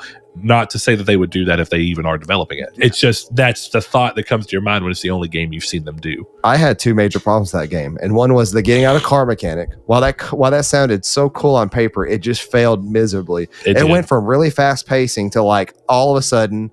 It's like when you're driving on the highway for like 3 hours on a road trip, and then you get into town. Exactly. And it feels like a 40 miles per hour is 10. Yes. That's what that game felt like when you were out of the car. When you're running in person, it felt like you were going 10 miles an hour. And not only that, but there was some like I mean, that could be tweaked, or this could be tweaked. Was the way that the car's controlled. There was a little bit of like a fishtailiness to them. Yeah, I didn't love the way that the physics system felt. And that all could be adjusted. I think the core gameplay problem though that it had was just the car combat or out of car combat. Well, yeah, and that game was very RAM based, where Twisted Metal is very weapon based. Yeah, absolutely. And again, doesn't mean they can't do it. I just think that they're very different games and head. So the comparisons that draw from being told this, I mean, ostensibly they would be very different games. But Twisted Metal on PSP. That's my favorite one. Head On. It was a remake of the first one, I think. Yeah. Twisted Metal Head On is a good game. But yeah, Twisted Metal's always had like a very consistent style to it, but it's also because David Jaffe's been pretty much part of all of them. So I think he's the big question for there. But also Twisted Metal has waned in popularity over and over and over. So arguably it wouldn't be the right move to pull David Jaffe in. I'll say, has he been invited? I wonder if he's been invited back for this. Well, actually, that's what he's talking about. He said, it's because this is a rumor. He said he hasn't. And he says if for some reason this actually is true and he's not, that he at least feels like he should have gotten a call, which I think that is also the courteous thing to do. But, I don't think he would even be part of it right now. It's weird. I mean, there is a very specific feel and idea behind Twisted Metal. The bigger thing is how much can you actually pull from that nostalgia? Because the last time we got a Twisted Metal game, they weren't pulling on nostalgia nearly as much as the industry does now. Wasn't that Black or was it 4? It was just called Twisted Metal PS3. It was Twisted Metal in name only. Great game. Loved it. Really good. But I don't think there was a hunger for the nostalgia of Twisted Metal that there might be now. But I think, interestingly enough, depending on what they do, free-to-play might work. It's just Twisted Metal always had story components, and I don't think that this would be, as a free-to-play, I doubt it would have a story component. Like, maybe a story component insofar as, like, Apex has character lore, but that's about all I can think of. I wouldn't really call that Black. What are you talking about? Twisted Metal on PS2? Black. Black. That's and it got an HD remaster for PS3 then? It got... No, it got a PS2 classic release on both PS3 and PS4, where you could download and just play the PS2 Was that version. the only Twisted Metal on PS2? Yes. What am I? Maybe that is what I'm thinking of. I'm thinking of across PS2 and PS3, so I'm thinking there's 2 for some weird reason. Yeah, it was Black and then a long... Well, I say that. I'm thinking of a level. Like a 6-year break and then Twisted Metal PS3. Is it a big arena in that game too? It depends. Almost like all circular? the games have big circular arenas, so it's. I guess this is like a football field. There's a map in the PS3 version that has a football field, but the maps in PS3 were huge. That might be what. And actually, the PS3 felt great to drive your car in comparison to all the previous ones. Head On was good. Head On was a great game. Yeah, it is. And definitely for PSP, like it controlled exactly as you would want for a little handheld system. Cheats had the opportunity to ruin that game, though. There were so many Head On cheats. Yeah, we'll see what ends up coming from this, but I don't know. I think that there's just so many questions about. And I don't really think, I said it a little harsh a second ago. Maybe the only way to make Twisted Metal genuinely relevant again is to change it drastically. Or lean into the fact that people may have a nostalgia for it now who didn't back in 2011 or 12 or whenever it was. And lean into that now by making a Twisted Metal game that just is heavy on nostalgia. Yeah. And if you can do that at the same time as the show, you're probably going to draw people in. And if you get that flash in the pan, if nothing else, then good. But again, this kind of makes me think of Sony talking about wanting to have more multiplayer games. I mean, this could definitely be that. I think that's what All Stars was meant to be. It just didn't work. Fell flat. Yeah. So it is what it is. Next thing up, after wondering why God of War Ragnarok slipped out of 2021 and assuming it was part of the COVID hit on the industry, which most people did, including us, Kratos' voice actor and mocap actor Christopher Judge this week stated that the delay was in large part due to him. In a tweet, he confirmed that he had to undergo back surgery and 2 hip replacements alongside knee surgery, and that Sony Santa Monica waited so that he could continue his work as Kratos and honored his privacy by not talking about the delay or what caused it. So I'm sure there's a little bit more to this, and I'm sure there's a little bit more to the actual delay, but this would clearly push a game back a lot. Definitely for a studio that the whole first game's point was that they were able to mocap the actors alongside the voice work in a way that they hadn't done previously with the series. Yeah, absolutely. And that man did a lot of stuff on Stargate, stuff like that, like stunt-wise. I can absolutely see that being, I can see as he gets older, he's feeling it. Yeah, so to that degree, I think that this is a cool move. This is clearly a great PR thing, even though, interestingly enough, it came out through Twitter, and he said he didn't ask for permission. So I'm sure that while Sony might have freaked out for a second, they were probably in the long run like, this actually gives us great PR points right now. Yeah. So interesting to see. So with that in mind and thinking about the fact that they had to delay doing mocap and stuff work, if you guys had to like guess an internal date, like, what do y'all think? Like, y'all think we see this next year? August 12th, 2023. What was that? October August 12th, 2023. Yes. We're going to have a 2023 cross-gen PS4 game. Well, dude, I'm going to be honest. Chris is calling it now. I've been thinking about this a lot, and I think the reason they announced 2021 was because they knew it was ridiculous to have a 2023 PS4 game. And they wanted to delay back. Yeah, that's 100% what I think, because it's absolutely abhorrent to have a PS4 game coming out 3 years later. But if the game's been delayed and we have a PS4 port ready, we might as well just put it out. You know what I mean? Like, that's what they're doing. It's clear to me that's what they're doing. Well, to support that a little, there is a little bit of odd math in his tweets. Yeah, I know. I've heard this. Go for it. So someone else has talked about this? Yes. So when he said it, he said all of this happened in August of 2019 is when he found out. And I said, okay, so in August they knew, but we didn't get that trailer that said 2021 until mid 2020. So they knew internally at that point that they had not started or that they had paused mocap and voice work for this, and they still put a 2021 release date on it. Yeah, I'm telling you, man, it was always a 2023 game. They could never admit it, but it's clear to me at this point. I'm gonna hit them with the old 12 or 11 2022. Okay. 11 plus 11 will be 22. So 11 plus It'd be 11. very 11, funny 22. if this was like a later half of December game, and they're like, well, it's not 2023, but December 29th, 2021. We scooped it in right under the bar. Look, there's cool parts about this, actually. But as soon as I saw it, my initial thought was, those dates don't add up. Yeah. Like, it's probably true, but it's more on Sony and their announcements. Yeah, so unless it was... the game was delayed because of me, but it was delayed from 2022 to 2023. Sorry. I don't know, but look, it's cool. I'm glad that they did that, and people are saying like, why don't they use somebody else? I mean, a big part of why they even went away from TC Carson, which I've heard they've done him dirty. Speaking of TC Carson, he said that he wasn't even told, like he wasn't called and said, "Hey, we're going a different route." Who's TC Carson? You. The original voice actor for Kratos. Star of Final Destination. Hey, 5, I think. That sounds right. I have a very unpopular opinion regarding this. Yeah, they're not entitled to know that, or to get a call, or to do anything. Nobody is. Like the same thing. I love David Hayter as Snake, but he had a big man baby cry fit when he's like, they didn't even tell me. Okay, you're not entitled to know. I get it. You want to know, but you're not entitled to be kept in the loop. When your contract's over, your contract's over. They don't have to hire you. They don't have to tell you they're hiring somebody else.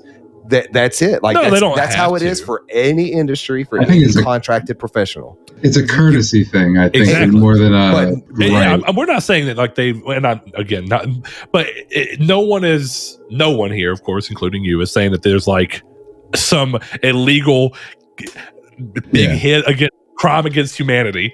But, people act like that with David Hayter. They're like, oh, I know. They're like, David screw Hayter Konami. acted that way. They did not. I know, but that's the thing. It's like, it's to me. If I'm contracted for something and my contract runs up, and then all of a sudden I hear that Keith Sutherland's replacing me as voice, that sucks.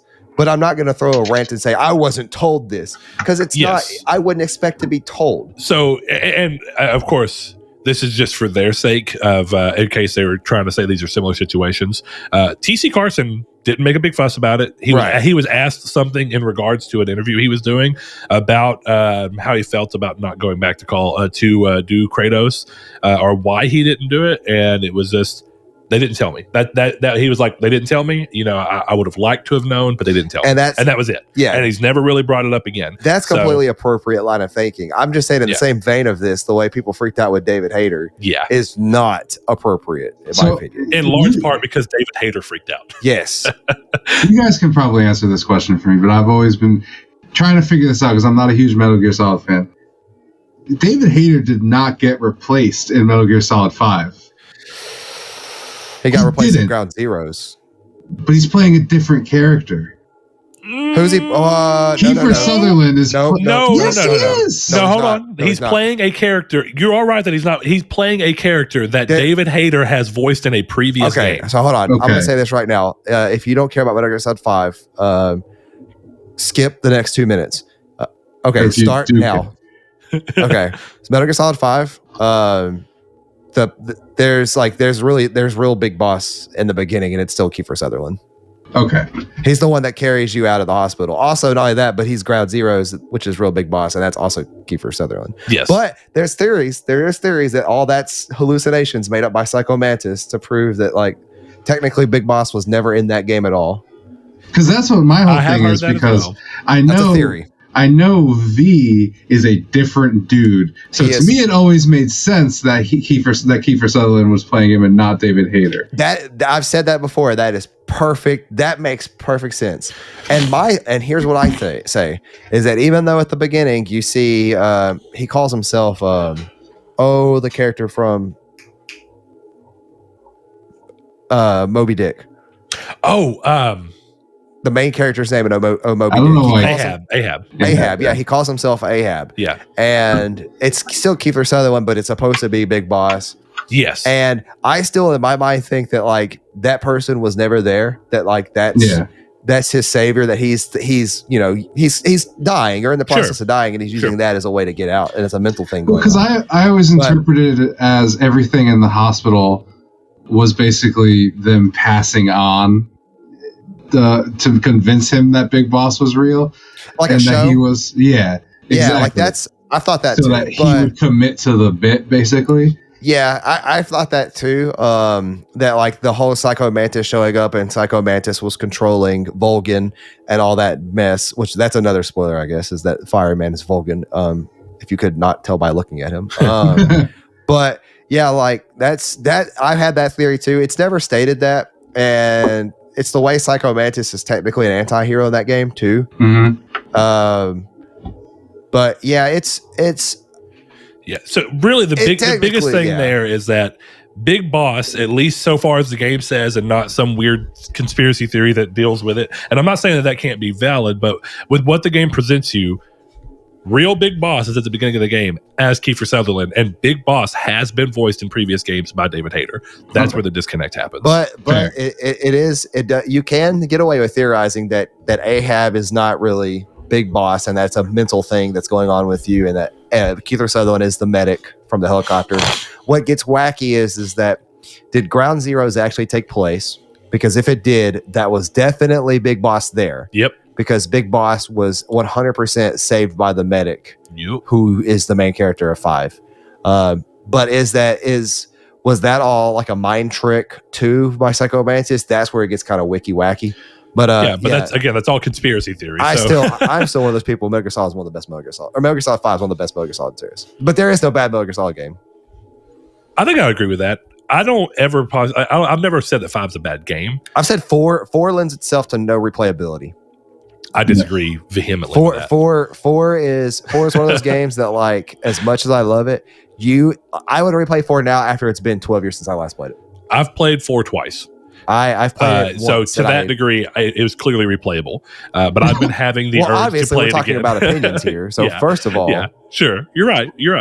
I have only played. But you are right. 5 is not a bad game. 5 is just, I think, a very different Metal Gear Solid game. That's what it is. So Chris said that he's only played Metal Gear Solid 5 once. I would be To be fair, that is not. 4 is a very different game. No, what I was saying is Metal Gear Solid 5 is the only Metal Gear I have consumed in my life. That's what I thought. I would be curious if you went back and played. Honestly, there's like a weird, with any series, there's a weird like order to play them in. Play them in like 1, 2, 3, 4 order. Yeah. I agree with that, actually. If I could get a copy of 4, I would play it, but I can't find a copy of it. So, hold on, we game share, right? Yeah, I've got it digitally on PS3. I'd have to log into PS3, but yeah. I mean, yeah, but you can game share on PS3. Guy. Sure. I got you. I'm going to tell you right now. I'm going to tell you right now. Avoid 4. Do not play 4. Don't play 4 without playing the other ones. Yeah, do not play 4 of first. Course. But that's all that we are right now. And actually, we'll get into the news in a little bit as we keep going down. I think it's. Actually, I'll go ahead and skip one and go there. So VGC reported that sources within Konami have anonymously come forward to leak that Konami is gearing up to revive its premium console game development with their legacy IP, with new releases for Metal Gear, Castlevania, and Silent Hill planned, which is a super interesting time considering that they are hot off the back of their very poorly reviewed and super unstable launch of their PES rebranding, eFootball. Everyone is review bombing that game into oblivion because it's in really bad shape right now. But the first thing in that that the sources talk about is that Castlevania is said to be getting a reimagining of the series that is in development internally within Konami Japan. Silent Hill is, of course, multiple titles in the works, as has been rumored and reported since early this year, with a separate rumor continuing to claim the same old story of Sony bankrolling a new Silent Hill game with Kojima at the helm. Though this time it comes from a different person, at least Gamatsu, and it is a separate rumor, not a continuing of the same rumor, even though it's ostensibly the same information. The last of this VGC report looks to show that despite many rumors and hopeful wishes that Bluepoint Games was handling some form of a Metal Gear Solid 1 remake, the report suggests that Virtuos, which is a Chinese game developer, is handling the Metal Gear revival, and not with a remake of 1, but rather a game centered around Metal Gear Solid 3 Snake Eater. And I say that specifically because that was the wording in the article, which sounds like, is it a remake of Metal Gear Solid 3, or is it a game based around Metal Gear Solid 3's events that they're using as a new entry? Which would be very odd. What could they possibly explore in Metal Gear Solid 3? I don't know either. I don't know either. Definitely that Snake Eater didn't already add in, because that was kind of the whole point of Snake Eater, is to fill in the not even gaps, but to make the game more robust. I guess I could technically do original Big Boss, but yeah. But included in that, Chris, this is what goes off what we were just talking about a second ago. The report says that there's going to be remasters of the original Metal Gear Solid games coming to modern consoles ahead of the remake. Now, here's the big what if. Yes. Metal Gear Solid 4 is the only Metal Gear Solid game that has stayed 100% true exclusive. True. And nobody quite knows why. It's unclear if Sony bankrolled so much of it that they have a stake in saying what it is. I mean, really, it makes zero sense. I don't know if that means that Metal Gear Solid 1 through 3 will get remasters, but then Metal Gear Solid 4 will only get a remaster on PS5. If so, that would be sweet for us, because we have PS5s. But that's kind of, I don't know. It might be better to wait and see what happens, because you might get remasters. I at this point, I would imagine that the other remasters are just going to be, again, upscales of Bluepoint's Metal Gear Solid 2 and 3 collection with Peace Walker. And actually, speaking of Metal Gear Solid 5, Peace Walker ties into that. Yeah. So. Yeah, because the kid is from Peace Walker, right? Yes. Pan or whatever. Paz. So Peace Walker's awesome, by the way. Well, I'm about to download Metal Gear Solid 5 right now. Yeah, Peace Walker is a very different game than 5, though. Just to be, Peace Walker is like a base building game. It's weird. Yeah, so I know 5 is like the outlier. Yeah, 5 arguably is too. Yeah, it's true. But 5 is very fun. I think I have like 180 hours in 5 or something crazy like that. I'll still say this too. Metal Gear Solid 5 is the best stealth game ever created. That's not Hitman 3, so. I never played Hitman 3, so I can't speak to that one. So, going back a little bit through this, first thing that really stuck out to me is, quote, reimagining of Castlevania happening internally. 3D. Do we really, let me ask a question real quick. Do we really trust internal development at Konami to reimagine Castlevania? No. Absolutely that was the whole reason that I was excited about the Sony stuff. So I'm like, well, at least it's not Konami. And turns out it's probably Konami.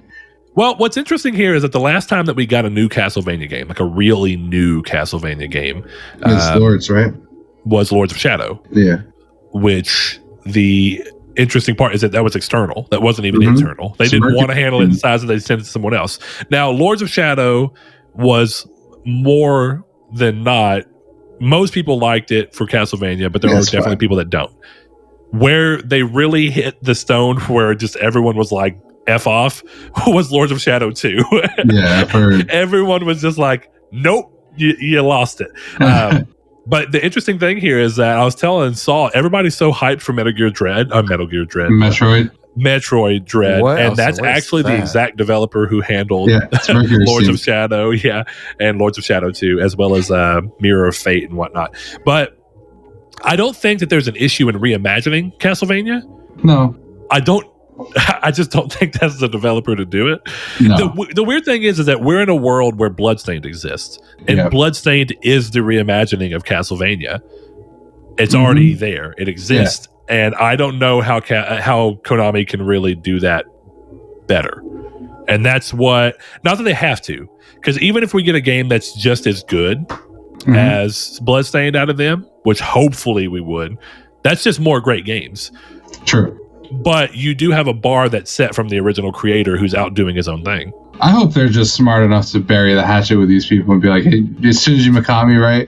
Who has it's Indie Creates, and it's Indie Creates, Like, hey, just do this, please. Just take it back. We don't want it anymore. Just make it. I'm not. Is it Mikami? I thought. That might have been the Mega Man guy. I think that was Mega Man.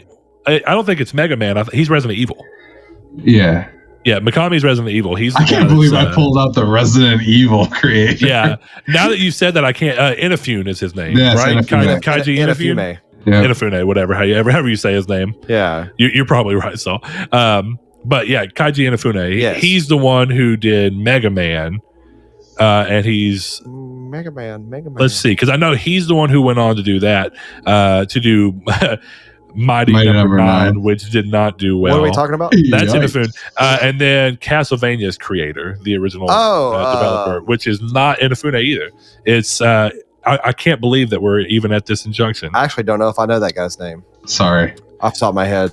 But Indie Crates did do the game. You are correct there. Yes. They are the developer behind Bloodstained. Who created Castlevania? Yeah, I was going to say, I don't know if it's a household name. Yeah. It is, because he does Indie Creates, and I knew who it was. Well, he's old Castlevania is the Indie Creates guy, so I knew his name from that, but I can't think of it off the top of my head. Yeah, it says the actual creator is Hitoshi Akamatsu, but I don't think that's the designer that we're talking about. No, that's not right. So I think we're talking about someone else, which is fine. I mean, we're clearly talking about the person who is behind Symphony of the Night. Symphony of the Night, which is definitely the big one. Am I actually? Hold on. Koji Igarashi. That's it. There you go. Yeah, I knew we'd get there. I'm proud of us. I know less about the people behind Castlevania than I thought. Oh, okay. I saw Koji's hat. Yeah, so that's where we are right now. But yeah, if they would just get him and be like, "Hey, here we are. Please come do this." That'd be the smarter thing at this point. You know what I mean? Mm-hmm. Or whoever it is at this point, whoever did Bloodstained, since we can't seem to. There's also a super interesting rumor about a potential Silent Hills game. Yeah, there is. There's always been a rumor. There's always been for the past 2 years. There's been nothing but rumors. That's kind of the problem. Is we're at this point where it's just like infuriating. Everyone's tired of it, and I mean, I genuinely am. Sick. I would argue there haven't been rumors about Silent Hill. There's been rumors about Abandoned. I haven't heard anything about Silent Hill until Bloober Team has been rumored to be making Silent Hill for forever. Before that, true. Which this has actually been confirmed too. That at one point in time there was rumors floating around that Supermassive, who did Until Dawn, were actually pitching a Silent Hill game that got denied from Konami, which I think is interesting because I think that was probably the right move. 2 weeks after PT was like they said that Silent Hills is gone and Kojima's gone, there was rumors of like Xbox is making the next Silent Hills, guys. And but I will say, if nothing else here, PlayStation. Since we've been doing this podcast for more than half of the time we've been podcasting, there have been rumors of a Silent Hill return from a litany of different ways. I guess new I'm Silent more Hill games coming from all sorts of things. One's coming from Metal Gear, and then of course Saul's long-running fun time that PT Death Stranding excuse me, is actually just PT. It kind of is. Kind of, especially now in the director's cut. There's Norman. There's a fetus. You know, Norman fetus. Those are the two. So, but anyway, yeah, I don't know. This what's weird about Silent Hill is that I don't know if you guys remember, they've done this before. They've done this. We're coming back with Silent Hill in a big way, and we're going to have 8 games come out in a 2-year period, and they're all going to be bad. Enjoy Downpour. Yeah, because you had Silent Hill Downpour, you had Shattered Memories, you had Homecoming. I like Shattered Memories. Shattered Memories is good. I like Shattered Memories. Y'all don't talk smack. Let me back up. I said they're all bad, but they're not good Silent Hill games. What? Shattered Memories is. They're not Silent Hill 2 or 3 or 1. They're not even the same type I of like game. Shattered Memories better than 1. Oof. 2, 2 is in its own class. 2 is in its own class. That's true. Shattered Memories. Homecoming is okay for what it was trying to do. Homecoming is okay. Origins I don't think I played Origins. Okay for what it's trying to do. Me and you had this conversation like 2 months ago about Origins. Origins was PSP, PS2. You were a trucker who wrecks into Silent Hill. I did play it. I just don't remember that game. Yeah, it's like a you know what game? Prequel to one? You know what? Listen, I need Silent Hill so bad. You know what Silent Hill game was pretty decent? Silent Hill 4: The Room. I've never played. That's the only one I haven't played. The game was actually not that bad. It is not a Silent Hill game. I didn't play the. Hold on, Shattered Memories. Let me get my mind straight. Is Shattered Memories the remake of 1 on Wii? Look, this is a conversation we had. Or am I thinking the wrong name here? No, Homecoming is different. Shattered Memories, if I remember correctly, is not a remake of 1. If it is, I'm mixing. Shattered Memories is a Wii game where it's not a remake, it's just another game. Yeah, but it's like you go through the events of 1 with. Am I thinking of the right game where you go that's through with the? No, that's not a remake. Sir, you're throwing me through a loop. Hold on. You're right that it's not a remake, but is it not basically looking through the first game as Harry and like talking with the psychiatrist and stuff? Am I thinking of the right game? I don't remember that at all. You might. I don't. This sounds like a podcast right here. you listen to. No, the psychiatrist, Michael Kaufman. Yeah, I remember this. You're not Harry though, and if you are, then I definitely don't remember that. So look. This is just so I can give you the subtitle. Shattered Memories refers to the shattering and reimagining the memories of the player's experience from the original game. How Harry Mason, the player character, has shattered memories of the events leading up to the car crash. And the aim of Dr. Kaufman is to shatter the protagonist's false memories. Bits and pieces of these memories, mainly involving events in Cheryl Mason's life, are spread throughout the town of Silent Hill in the form of text and voice messages, which are interpreted by Harry's phone throughout his journey. You are 100% her in this game. You are Heather / Cheryl. In Shattered Memories, yeah. Is that right? You are 100%. Am I mixing 2 games together right now? I don't know. I don't even know what you're on. This is Shattered Memory. Spoilers for Shattered Memories. Heather and Cheryl Mason are also fused into a single character. Heather Mason for Silent Hill Shattered Memories, a reimagination of the original Silent Hill. At the end of the story, she is revealed to be the game's true protagonist. Oh, but okay, so that's right. I was like, but the game is telling you as if you're looking through the events of Harry. That's what it is. I don't remember. It's been a long time since I played this. Yeah, I played it once, and I played it. I had to borrow a Wii to play this. So. I did not. I had the black Wii. It was really cool. I borrowed a Wii for 3 weeks. 4 games on it. Twilight Princess being one of them. Yeah, well, my 2 Wii games I played, literally the only 2 Wii games I've ever played. I borrowed a Wii for like 3 weeks and played Shattered Memories and played Epic Mickey. Wii was the best way to play GameCube. That was where I was at. But anyway, yeah, which that one's interesting because I don't think it's better than 1. It's just an interesting way of looking at the events from 1 through a new lens and kind of like shaking that up, which is fine. But it was what it really came down to, and it's still going to be right now, right? Is this idea that that Silent Hill went from a entirely Japanese-led game to after 4, every single game was from a Western developer. And I don't mean that all those games have to be bad. I just think they're inherently different because they don't understand the horror that Silent Hill 1, 2, and 3 set up. 4 isn't even necessarily understanding this. It's like a weird use of it. But I don't know. The big thing here, right, is that we're still in this thing where one of the games talked about, Chris, is the prominent Japanese developer. Yes. We still don't know what that means. What game is that? Some of the rumors are that there's a Bluepoint team game, which has been all but confirmed, basically. Yeah. And there's been rumor of an episodic game, which to Chris's point that we've had, Chris keeps talking what is a notable Japanese developer that you can think of that's done a episodic game? Now that's a real question. That's not, I can't think of one. Some visual novel games are put together as episodic, but they're not. But they're more full releases with the Nonary series or whatever it's called. Well, Danganronpa can be seen too. That's true. Can be seen as that in a weird way. Yeah. So to that degree, it doesn't mean that this isn't a pioneering moment for this notable Japanese developer. Maybe this is their first time doing it, but it's not something that I'm aware of. Of course, the potential is out there. So it would be kind of cool if we're going to get a really prominent development-led one. But, part of the reason that the Bloober team ones are working the way they are is that the guy who did the music, and I can't think of his name right now, for the original Silent Hill games, and I think he was part developer as well, or if nothing else, he was definitely at least the music. He joined Bloober team right around the time that these rumors started popping off. So it seemed to kind of pay the rumors off. See, we told you, So it does seem likely that Bloober is going to be doing it. Definitely when you looked at the fact that a lot of the medium borrows from the idea of there being another world that you're looking into. So there's very solid rumors around that. But the rest of this, it's hard to say, man, and it's hard to say what they're going to do with Metal Gear Solid, right? Because I don't know much about Virtuos, but I think Konami's best bet to actually get people's good graces going for Metal Gear Solid again would not be to have somebody make a new game in Metal Gear Solid around the events of an old one. It would be to just remake a Metal Gear Solid game, be it 1, 2, 3, or whatever, right? I mean, would you agree with that, Saul? I mean, I don't believe Konami can remake anything and it'd be great.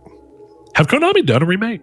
Now that I'm thinking about it, they've done these weird transitional things, where they've remade them into pachinko crap that I don't want to see. So, but have they done an actual ground up remake of any game? No, I don't think not they to have. my knowledge. Okay. Well, we'll see what ends up happening. I mean, it's more interesting that Konami's wanting to do this at a time where, coming out of their big stage of we're just going to worry about mobile games and pachinko machines and get our money there, which is not that far away. It feels like Metal Gear Survive is forever ago, but 2018. Yeah. It's not that long ago.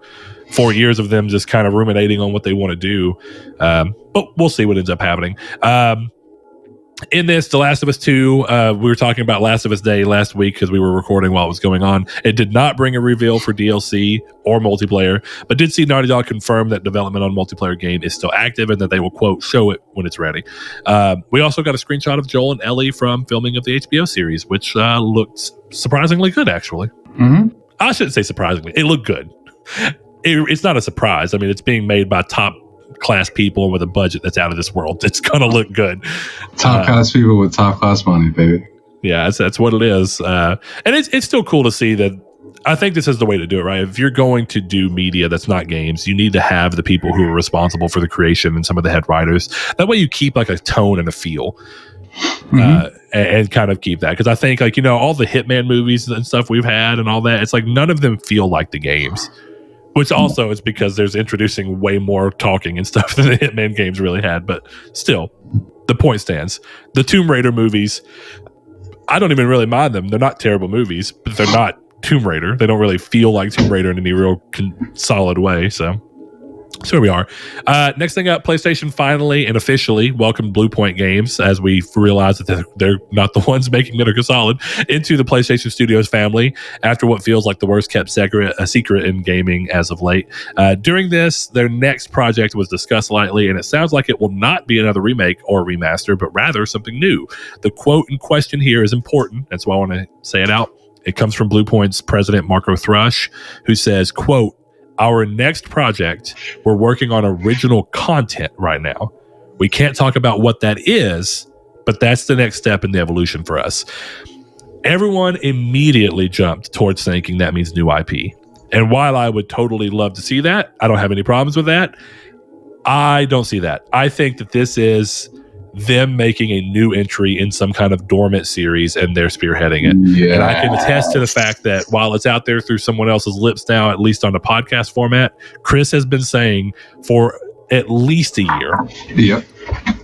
that he thinks that they were going to tap in Bluepoint to handle Bloodborne 2. Yep. Absolutely going to happen. And I think the wording is very specific. Oh, I think so too. And what's funny is the article I was going to, that I had looked at when I first saw this, right? Had said above all that, that first day that we were talking about it and it came out, somebody was like, oh, this is what's going on here. And I read it and they said their next game is going to be new IP. And then I read the quote and I said, that's not what that quote says. That's not what that says at all. Like that could be what the quote means. But that quote is open for interpretation. There's wiggle room, big buddy. I feel like Sony has definitely said specifically new IP before. So this feels like a deliberate, like, we're not making a new Sony IP. have said new IP before. Yeah. Sony have said, we're not ready to show what Sucker Punch is doing, but they're working on new IP. Exactly. That's their go-to word because they like to flaunt the fact that they put out a lot of new IP. That was like one of their big spearheads of last gen. So I think that this wording is very specific and I think on purpose. Now the question is, what is it really? Saul, how do you feel about a Bloodborne 2? It is absolutely not Bloodborne 2. Yes, it is. I knew it was coming. In that sense, though, you can go ahead and say why you think that too, but at the same time, what do you think? Do you think it is new IP, or do you think it could be? I think it's new IP, or it could be new IP. It could be. Honestly, I think that nobody's gonna like. I don't know. There seems like there's reason for misdirection. There's no reason for misdirection. So it could or could not be a remake of Metal Gear Solid 1. It could or could not be a brand new IP. Yeah. But I could tell you with 100% certainty it's not Bloodborne 2. After what happened with Dark Souls 2. Okay, I'll bet you $100. Oh, right now. See, actually, Dark Souls 2 is the argument that I have towards you as well. I'm not as strongly toward it, but I definitely by 2023, if we don't see Bloodborne 2, I'll give Chris $100. If we do from Bluepoint, he has to give me $100. And here's why: Dark Souls 2. Dark Souls 2 is the only game in the series that has no input from any input at all from Miyazaki, and it is deemed as the worst one. Even though I don't agree with that at all. It's like Metal Gear Solid. I don't think any games in that series is bad. I just think that there's weaker than the rest. Being the worst of a great series is not a bad thing. Right. I know, but people can miscue those words and try to make it sound like that. True. But it's definitely the one game that got flack when none of their other ones did. Yeah, and it got flack specifically because of a lack of Miyazaki. There's some really cool stuff, but that game also has what's wrong with the end of Dark Souls 1, where the end of Dark Souls 1 is rushed. There's literally copy and paste enemies that are bosses from previous in the game. There's literally unfinished levels that they just kind of copy and pasted the rest of the level around. That is 100% a thing at the end of Dark Souls 1, and that is 100% something they did in Dark Souls 2, where I think it's fun when like you have like a boss in a game and then later on in the game it shows up as like a normal enemy. Yeah. But when you rely on that is when it's lazy, and that's what that game did. Because Demon Souls does that, but not in a way that feels lazy to me.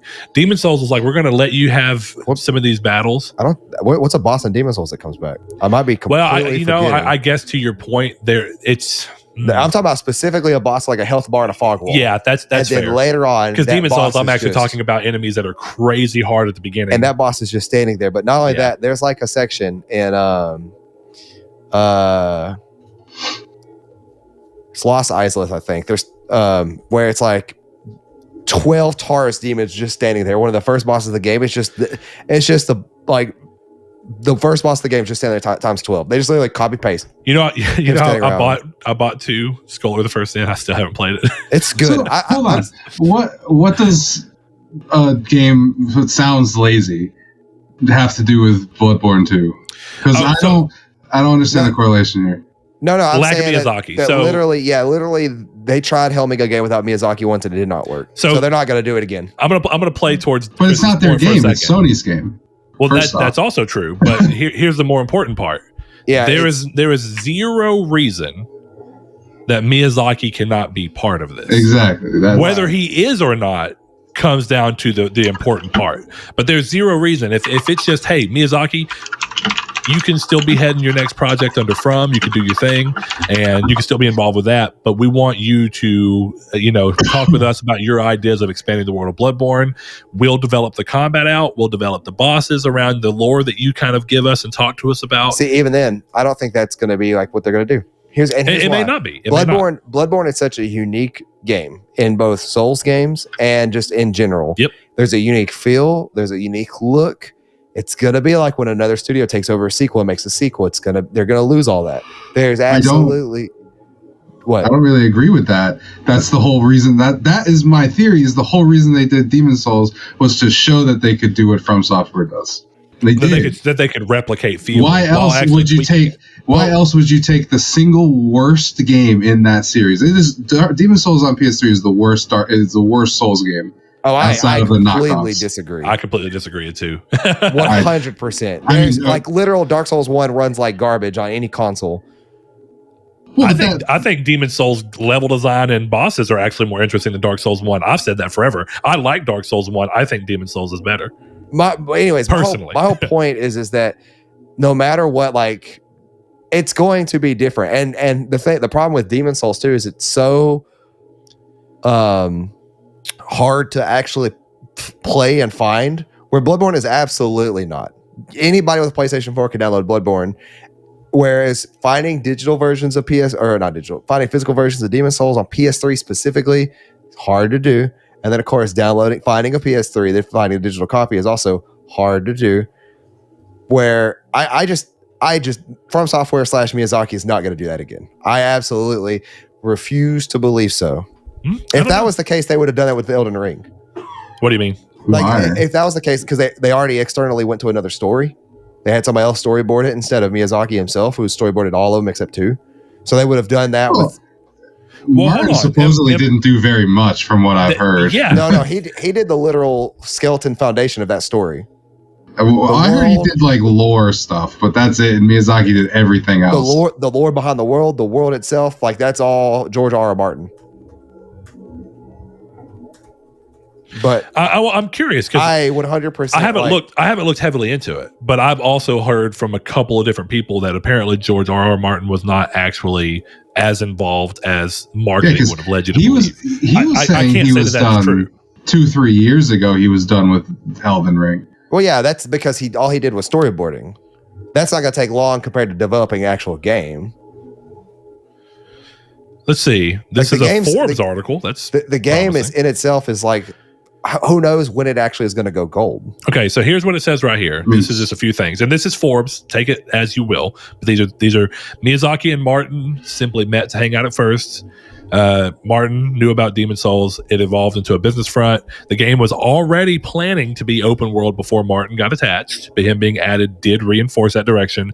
Martin did not write the actual story for the game, but he constructed the world it was based on, the whole as world, indicated in previous teasers. One concern was that if Martin did write a full story, they may have to change it later in production due to the demands of the game. Right. Which is something they didn't want to do. So Martin literally built the skeleton of that game. And then Miyazaki had to obviously change when he came to it in terms of gameplay, in terms of game design. Well, it sounded like he had zero to do with the story. And it was more, he set the world and some of the light lore. It was like, this is how you can write stories within these worlds and lores. World and lore is literally where the story comes from.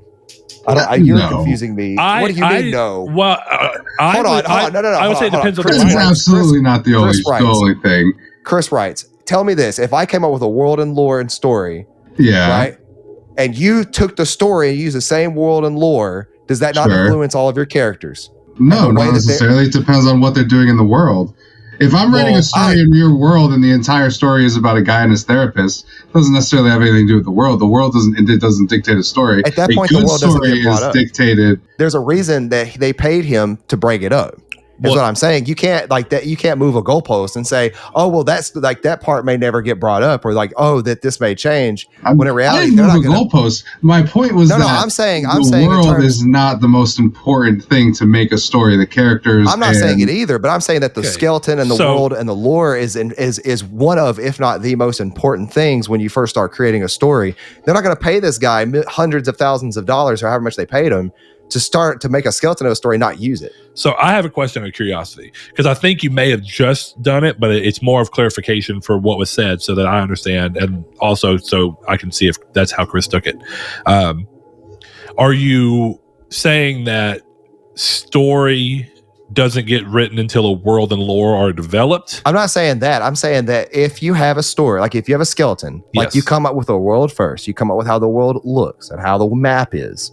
Like literally, when I've written stories I've come up with before, I've come up with the way a map is, so I can get like that. Hey, these people over here, they're next to the ocean, they're more coastal.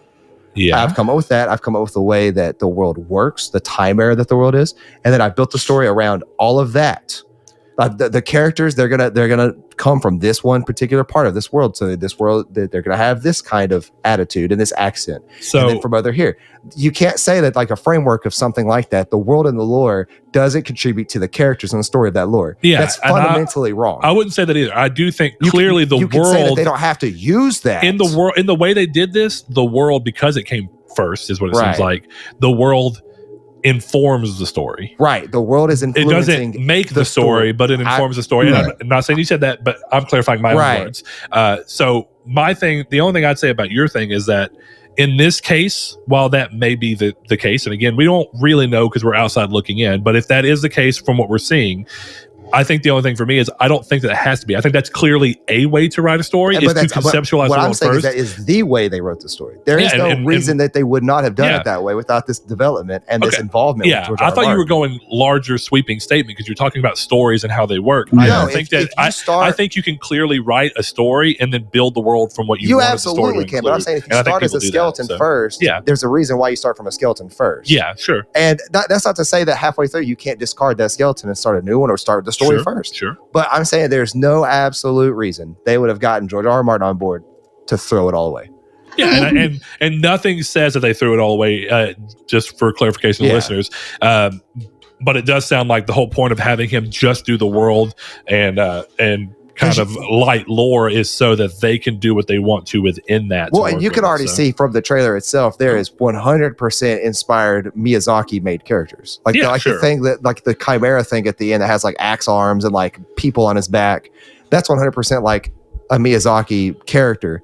But that's not to say that George R. R. Martin still didn't have a huge contribution to this story. Oh, so actually there's a picture break, but it says rather Martin was tasked with making the mythology of the game, the foundation. It's like taking the entirety of why am I blanking? Middle Earth out of Lord of the Rings. Well, I think that the difference I would say, at least from the way my mind's kind of processing this, is I do think it depends on how deep his form of the mythology was, or how deep his version of the world is. And just to make it make sense to both of you and to the listeners, in my mind, I'm kind of looking at it as go back to like Greek mythology or something like that, to a mythology. Well, you don't have to use an actual mythology. You don't have to do all that. You could just go back to Miyazaki himself in this exact instance. Well, sure, but I'm using something that more people have a general knowledge of. Most people know something about Greek mythology, so I'm going to use that as my core. But you're going to compare it to that when in reality, you could just say that the world building for Miyazaki has always been one of the most important factors of his games. Well, and therefore, like, and he chose to let someone else in on that process. Right, so it's going to be important. But I still think the question really comes, what was the foundation that was given by George R. R. Martin? How deep was it? Does it actually go through? And for my example here, as the saying is, because it still doesn't mean the story has to be there, but you have Greek mythology, and then you have the stories within Greek mythology of like how things came to be. So to that degree, to at least the way I'm kind of reading this, it could be, and it could be deeper. It could be something as simple as going, all right, we're going to say that there's gods in this world, and there's going to be a god that's like a thunder god, and there's going to be a god that's like this guy, but once and a god that's this guy, and then it's just everyone else being like, all right, now we're going to bounce it down to you. Your ability to tell the story here is to say, well, how did he become the thunder god? What's his origin? What does he come from? How does that impact this? How does that impact that? The entire reason I disagreed with you in the first place, which you were right, but the way I interpreted it was like, it would be kind of like what you were saying with how you would set up your stories, which is not how I write. So, and I'm not saying that's the only way to write. But the way I'm thinking of it is like, okay, yes, you have. It's an example from some writers I listened to talk about it. It's like, okay, I have the penal tax code for the coastal city of Juji down on the west side of my map. but you have that lore that doesn't apply to the story that's happening on the east coast of Jinji Jujaja, right? Then it doesn't matter that you set up the penal code for the small town in Juju Jiju. Unless you brought it into your story. I would argue it doesn't matter what the penal code is in any instance in the book, but it's detail rich. Yeah, I was going to say, at that point, you're setting yourself up for your own version of a Cimmerillion. I would love to hear more about the Jujijitu, the tribe, and like, I need a Cimmerillion based around this that. Sounds like we're just talking about J.K. Rowling's The Goblet of Fire. But no, all I'm saying is like they hired the guy for a specific reason. There's no way that the skeleton that he built, like, there's no way they didn't pull enough from that to get the money worth they paid for it. I mean, sure. You're right. Like, but I would argue From Software and the creator of Game of Thrones, George R.R. Martin, present Elden Ring all they could have gotten zero from George R.R. Martin, and just that was worth the money. Pretty much. Can we use your name, please? Yeah. But we not saying he didn't do any work. I'm just saying that even if he was just like, hey, I like Lord of the Rings, you want to copy it, which is what the story sounds like, that's worth the money. Well, and it could be like when Activision was first shown off as the publisher for Sekiro, and people were like, okay, so there's microtransactions in this. Well, this is crazy. Look at this. This is a little bit more, the same a Forbes article. It says, but it sounds like Martin didn't do that much. Miyazaki expressly says that Elden Ring's world wouldn't be possible at all without Martin, and he says he crafted a combination of a myth, historical fiction, and an epic poem. How does that article? First of all, that sentence doesn't make sense to say he didn't do much, but the whole world is not possible without this guy. But also, he wrote an epic poem. I can't stand Forbes, bro. He wrote an epic poem. Dude, that is Forbes. When it comes to video games, is like the worst thing in the world. And that writing there is, he totally did not do a lot. But if it was not for him, the story was, hey, that's a double negative. Well, you can't go in public and be like, yeah, George R.R. Martin didn't do crap. You got to be like, yeah, without him, we wouldn't have ever gotten the name of United States. So I guess Death Stranding is all because of George R.R. Martin. You know what I mean? Like, yeah, it's to me, the foundation of something like this is important enough. But anyways, back where we're losing, we're way too far. We are very much. But back to the point of specifically Miyazaki in regards to a Bloodborne 2. Oh, there's $100 wager. People are gonna hold up to it. Next topic. So it's worth. Yeah. The big question for that, as my final word, Chris, is I will be I'm not saying it's impossible, but I do think that Sony even are smart enough to know that the success of that game to some degree would hinge on them being able to say day one, don't worry, Miyazaki's involved. Yeah. I don't think that. I don't think that. First off, I just want to say I have evidence, and that's why I think it's happening. And I want to be the first one who has said it. I don't necessarily think they're gonna. Well, I just think there's no reason. I don't see a reason to remake Demon's Souls outside of testing these guys to see if they can do it. They have been being asked for ever. Yeah, I was going to say there's literally a Twitter that is bring, what is it called? We followed them like the first week we did the podcast. Yeah, but SkillUp's bio on Twitter is please remake Soul Reaver, and that hasn't happened yet. I don't think that matters. That's also actually been thrown around and tossed around. It's about how much fan support it can get. Look, let me go back. Let me go back for a second. Kane. Wait, what's the main character of Soul Reaver's name? Kane? Raziel. Well, it depends on which game you're playing, actually. If you're playing Soul Reaver, then it's Raziel. If you're playing the Legacy of Kain, then you're dealing with different people to a degree.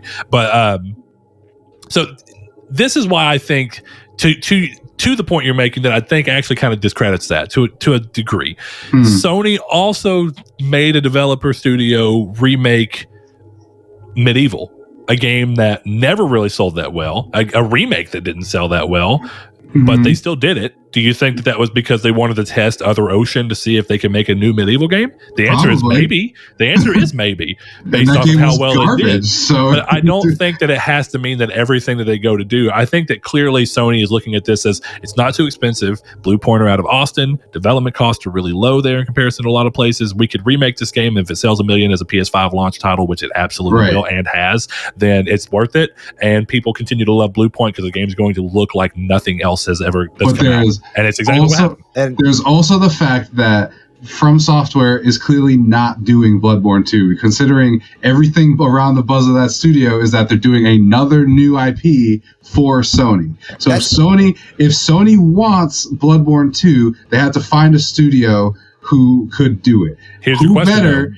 Why do you need Bloodborne 2 if you have new IP from that's what I was going to say. That's if Bloodborne 2 is even in conception.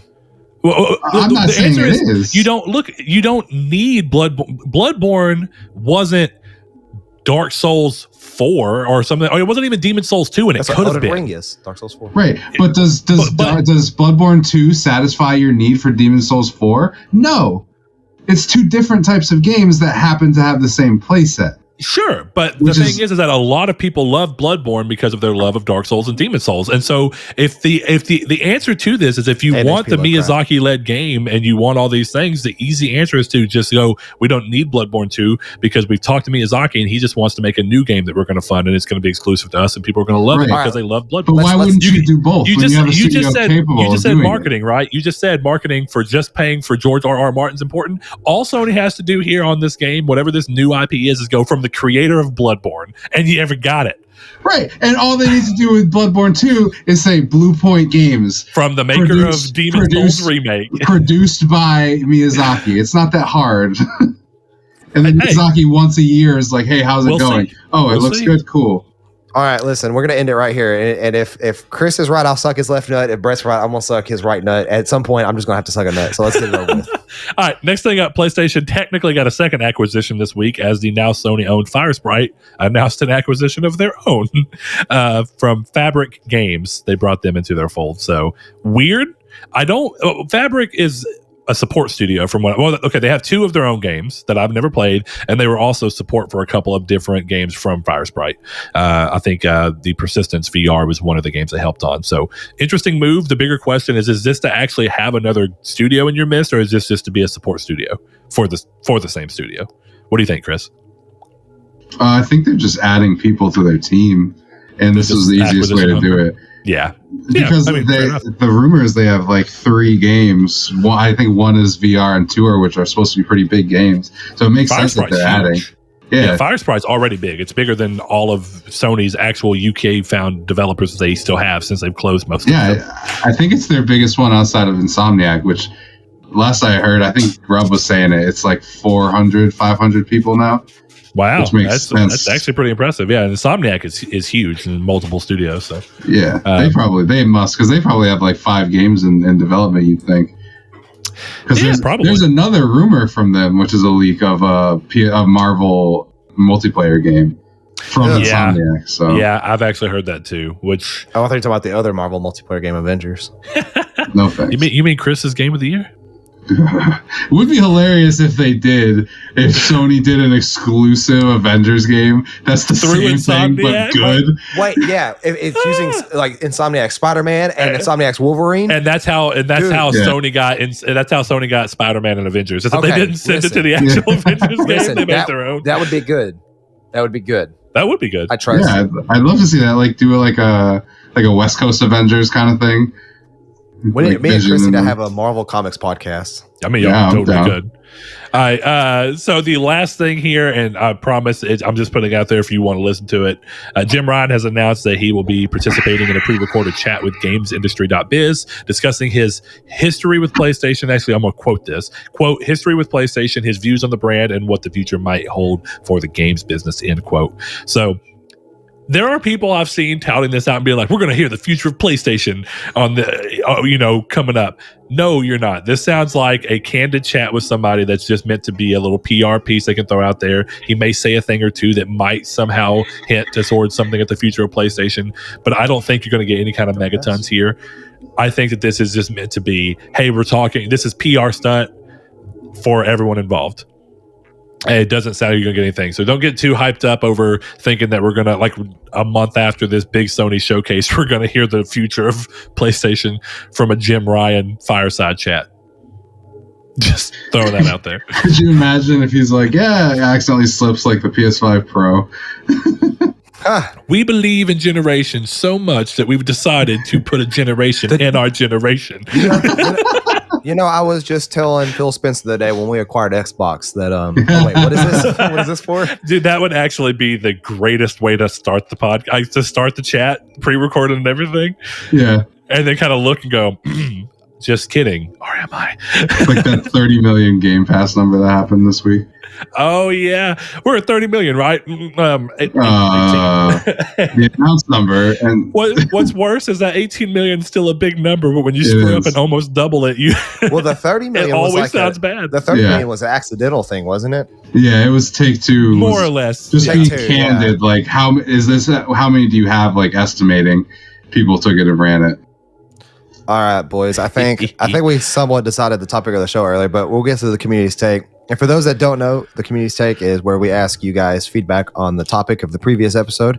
And you guys can give us that at our Discord, which is in the link description below, over at Patreon at patreon.com/Nartech, YouTube comments if you really want to, or of course Twitter over there at Triangle SQRD.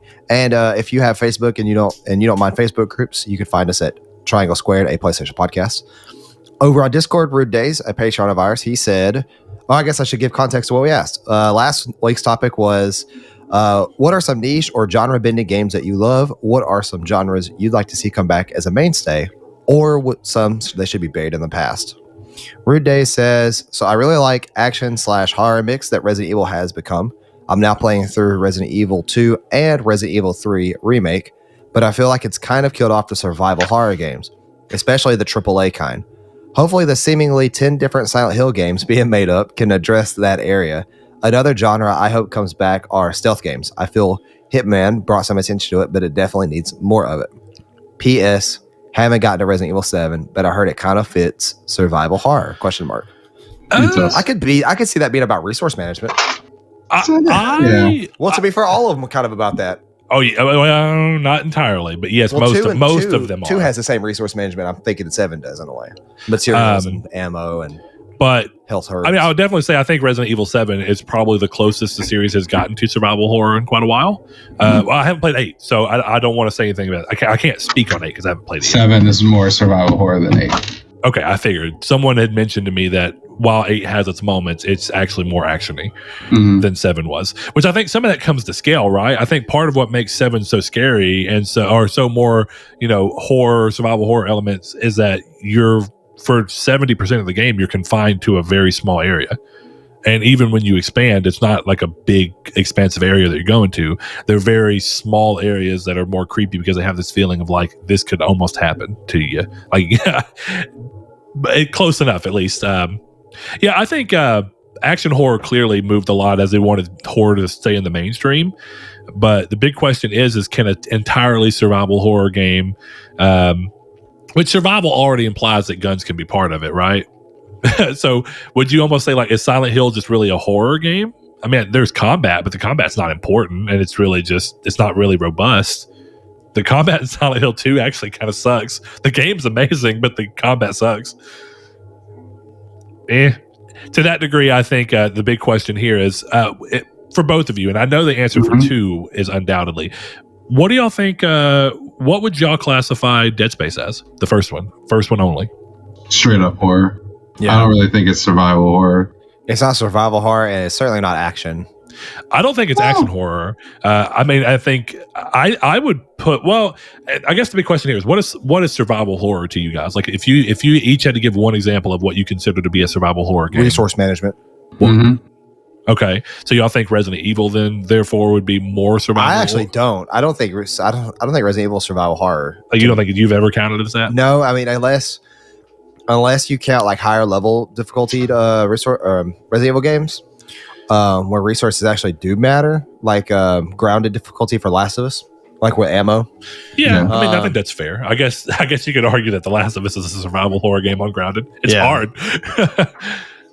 Well, and I guess that's really the thing, right? Because I guess when you think about a survival game in the way of like The Forest.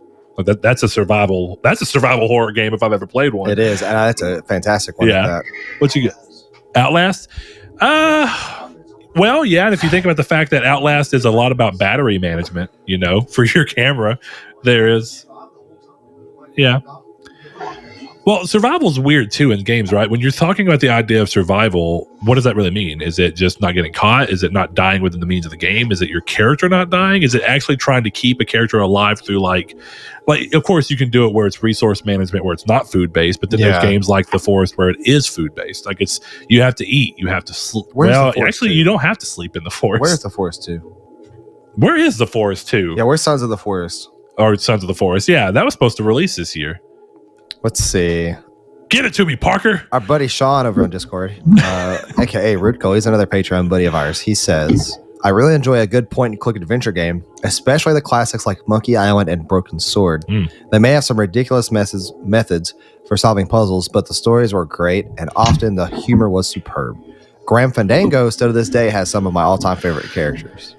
I need to play Grim. I haven't played that one. I do have it downloaded. I know you have, but the Day of Tentacles. No, the Day of Tentacles is so good. It is amazing. And here's the thing. I'm not going to lie. The day it came out. I never really played much of those games. So when Saul was like, yeah, I played that when I was a kid, I was like, huh. And I kind of looked at the art, and I'm not going to lie. I wrote that game off so hard. It's so good. But we got it for free. And the day it came out on PlayStation Plus, I platinumed it. This is one of those things where I was just looking at games that I could like try out, and I didn't know what I wanted to play. I was in a weird funk, and I thought, well, Saul acted like that was an easy platinum, which, by the way, it's not. I mean, it's not hard either. No, it's pretty straightforward. There's one part you can miss. If you follow a guide, yes. If you don't follow a guide, the puzzle solving in that game, you know how long it took me to figure out I had to paint a tree red? Well, okay, but I would say I'm not even kidding. In terms of time allotted, maybe, but that's not difficult. That's just time consuming. Yeah, you're right. Yeah, but I guess let me go back. I came in on the false premise that it was quick. I've also beaten the game. Let me say that. I've beaten the game exactly, multiple times, and I hadn't. So I came in falsely. Shouldn't have been being like, "Oh, this is an easy platinum." Saul got it, and I ended up actually falling in love with the game. And then when I got done with it, I immediately went. That's an easy platinum. Saul got it. Go get Bloodborne. I did. Go get Bloodborne. go get it again. You got Bloodborne because of me. Oh, well, to be fair, every single thing that you did, I had to redo.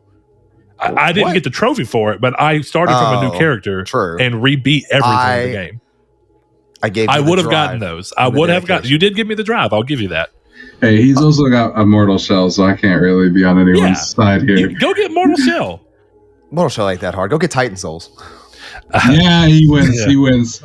Yeah, he wins. Trust me, he wins. Over on Facebook, our buddy Derek Porter, also a patron. Yeah, go get Final Fantasy X. He says, I don't like lightning. He says, I suppose Prey would fit in the niche category just because people didn't give it as much credit as it deserved. It's a first-person shooter with the ability elements similar to BioShock, but story elements where your actions affect how it concludes. Very deep and thought-out story. I loved it, and I got the platinum, which I actually do need to go back and play Prey. I want to get it on PlayStation, but it's free on Xbox, so it's just like... it's on PS now. Oh, is it really? Yeah, you're right. Yeah. It is. Holy crap. I'm about to go download it right now. There you go. So, you know what's... I've seen so many people, and I'll tell you, I think Prey was a wrong place. Like, I played it at the wrong time.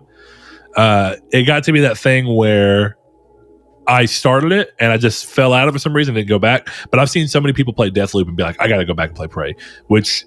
both speaks to how good Deathloop is and hopefully how good Prey is. Because I've seen both people who played Prey originally and beat it and loved it go back to it, and people be like, I really think I slept on that game. And I'm one of them. I need to go back and play it and beat it because, man, Deathloop's so fun. So apparently there's like a Deathloop-esque DLC for Prey called like Moon Crasher or something like that. I know I'm butchering that, but anyway, the idea is like you run through like simulations and you have to do them like over and over again and change different things within them. Chad, he hits us with an anime game. He never lets me down. He says 13 Sentinels, Aegis Rim, side-scrolling visual novel with multiple intertwining stories and real-time strategy combat. That sounds sick. Chris, you love that awesome. game, right? Yeah, it's really good. I haven't finished it, but it's excellent. If I remember, there's like 13 intersecting storylines. Is the whole point of the 13 Sentinels. Correct. So it's kind of like Octopath in terms of that there's a bunch of storylines that come together. That's cool. You got me with the trope there that I like. Yeah, it is all straightforward. So yeah, like it's all linear. Sorry, not like Octopath. But yeah. Oh, okay. To where the idea is that you're going to have multiple character stories come together to tell a bigger story. Yeah. But instead of Octopath, where you kind of like choose the order. stories. Yeah. Yeah. Okay. Yeah. The last two we have are actually intertwined in a really cool way, and that is both Lou Davidson and Cal Grimm over on Twitter. Lou Davidson starts off saying, "I'd like to see SOCOM come back. Not sure if it was genre bending by any means, but it was a good game." And then Kyle also goes on to say, "Desert Storm or SOCOM. Both were great games that I put a lot of time into as a kid." Yeah, we were talking about before. Like, I don't really know. Which, of course, SOCOM was not niche either. SOCOM was huge on PS2. Holy crap! And it even was decently big on PS3. But it is hard to say. Like, do people consider completely separate? Because he still answered the question. But do people consider SOCOM genre bending at all? Like, No. because it's a third person shooter that has the tactical elements within it. Like, is it technically, is that genre bending toward third person? Not third person, but not turn based, real time strategy. I don't know. See, I to me, and this might be like me misremembering SOCOM, I don't remember that being a massive factor of it. I remember it being like a tool you could use, you didn't have to, nor were you. Yeah, I'm not a huge SOCOM. SOCOM was best to me online, and that was like literally multiplayer. But the actual playing the stories, I don't have much experience. I played 2 and then the one on PSP, and I don't remember using the squad functionality of it a lot. Yeah, I remember Ghost Recon Advanced Warfighter, which is a Ghost Recon game that came out on 360 way after. That and then like the original Rainbow Six game on PC / Xbox and the one before that on PC. Those used it in like a you kind of got to use this or the hostage inside is going to die and it's really tedious kind of way. Yeah, I gotcha. Yeah, like if you don't plan your moves out just right. Yeah. Which I guess Rainbow Six still carries that with like Siege. It's just you're breaking it across a bunch of multiple players. Yeah. It's like, hey, we need you to do this, you to do that, you to do that, so we can guard the rooms out. Yeah, it's cool. In terms of a main topic, did anybody actually bring something to the table this week? Because we did not discuss it before the show. But if you didn't, I think we could just go with what do we think Bluepoint's working on? Because we spent so much time doing that with Bloodborne 2. I might as well. At this point, I think that's a good thing to come back around to. And I'm genuinely curious to see anybody else's thoughts of what it could be. Because the thing is that PlayStation has so much IP that they could come back to. The question is, which one is and which ones don't have the weight of the people behind them. Like, I'm not saying they are, but Bluepoint could try and make some kind of a new game from, like, since they remade Shadow of the Colossus and kind of look at that, they could try to make another Shadow of the Colossus style game. But do they run into the same problem that you spoke about with your thoughts on Bloodborne 2, to where someone would be like, UA is not part of it, so it's not gonna work, which might happen. I don't, there are games that have creators tied to them, like, okay, so you know how for a while the idea was Metal Gear Solid. So what if this is a weird thing where, and I'm not saying this is the case, but let's say that the case was that Bluepoint was going to make a new Metal Gear Solid, and that they were remaking Metal Gear Solid or something, or that they learned from the remasters about how Metal Gear Solid feels and controls, so they were going to make a new one. Does that have the same problem? Be like, Kojima's not involved, so it's not going to be good? Because clearly that's what happened. Well, two things happened. That's what happened with Survive, but Survive was also not a Metal Gear game in any kind of spirit. And it happened technically to 5. And it happened at a bad time, because of course everyone's going to complain about it not being Kojima when you just, as we got to see, fired him. I still think, honestly, we're going to go back to 5 talk for just a second, but I still think that he had more of that story done than people like to give credit for. And then since they did not like it, they just blame it on Konami. I don't think that's actually the case, because there's a lot of that game at the very end that feels like Kojima. And it's like they either did a solid job of emulating him, which, to be fair, is not really hard to do. It's just, I don't know. I felt like that it worked out well. Now, wasn't the whole thing with the ending that, not that he didn't finish what he didn't finish the game, but that he had another act that was supposed to be in that game, and that's the part that was the issue. That's the rumor. That's either a rumor or like a conspiracy theory, and it might be something else I'm thinking of. But there was like something they found in the game files, like through data mining, and it was either Metal Gear Solid 5 or another game where there was like, oh, we're missing an act, or a chapter. And I don't remember if it was Metal Gear Solid or not, where I'm thinking that specifically. Well, I remember, to Chris's point, people saying that that's what it was, is that he had a bigger plan for the end, and he got forced to end the game there and then rushed to that end to begin with. Yeah. I'm not sure. And of course, this is from somebody who has not beat Metal Gear Solid 5. So to be fair, I haven't. I don't have a lot of say in that one. Yeah, I didn't care for the way the game played personally, but I think I expected something different from the supposed game. to have it. To be fair, the way it ended, I'm not going to say. When am I going to do another spoiler thing? I'm not going to say any spoilers, but the way it ended led into something else very clearly and easily. So that makes sense. Okay, but yeah, it's supposed to have a third chapter. Is what this Engadget article is saying. Huh. So yeah, in terms of Bluepoint, I think they're working on, or I should say, I hope they're working on Metal Gear Solid 5. Chris, do you think they're working on Bloodborne 2? What do you hope they're working on? Is that it? No, I hope they're. I don't know. It depends. I guess if I'm hoping for like a remake, it would be something like Soul Reaver, Legacy of Kain. But I mean, I hope they do their own new thing. I hope they do both. I have a question for you. We've been talking about Sony like buying studios and then bolstering them up, and then even like bolstering their internal studios. Like, for a long time, Guerrilla was a single studio, and of course we saw them go into a two team studio. So arguably, do you think that there's a way that they can kind of go through and like split their people up in a way of like, hey, for the people that really want to have a creative throughput on a new idea, this is you, but we're still going to have a team that's back here doing remakes. Do you think that's a possibility? Yeah, like that's already the case, or at least will come down the line after they get their own, I guess, my original title out. I'm not trying to disparage Bluepoint when I say this, but I don't see a reason I don't see a remake to buy a port studio or a remake studio and then have them stop remaking games. You know what I mean?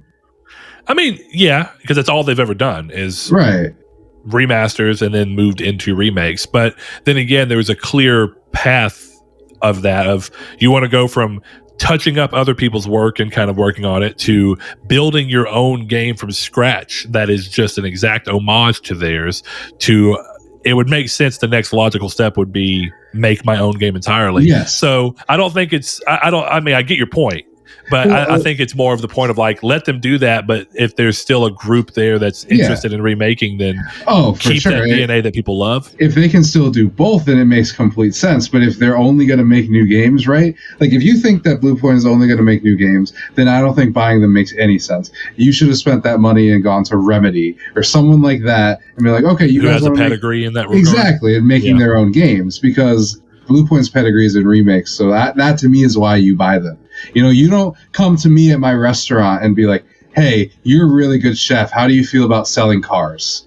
You know what I mean? Like, you wouldn't do that. I mean, yeah, it's still the same industry, though. It's more like, hey, you've built this successful restaurant on copying everyone else's recipes. I'll give you How would you feel example. about coming into my new restaurant and making your own recipes? Okay, buddy? So here you go. You don't take me from a casual dining burger place and be like, hey, how do you feel about running a high-end sushi restaurant? Fair.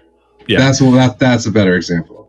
Yeah, I think, I think that's kind of why the moves got done the way they were. Like, hey, we're going to use you for a bunch of remasters. All right, now we're going to see what you can do if you work from ground up on making a game. So you can show us you have the chops to do that, and then we can actually, because one of the things in the statement was that with Sony, now that we're under Sony and we have Sony's bespoke funding, they believe in us enough to fund this idea out.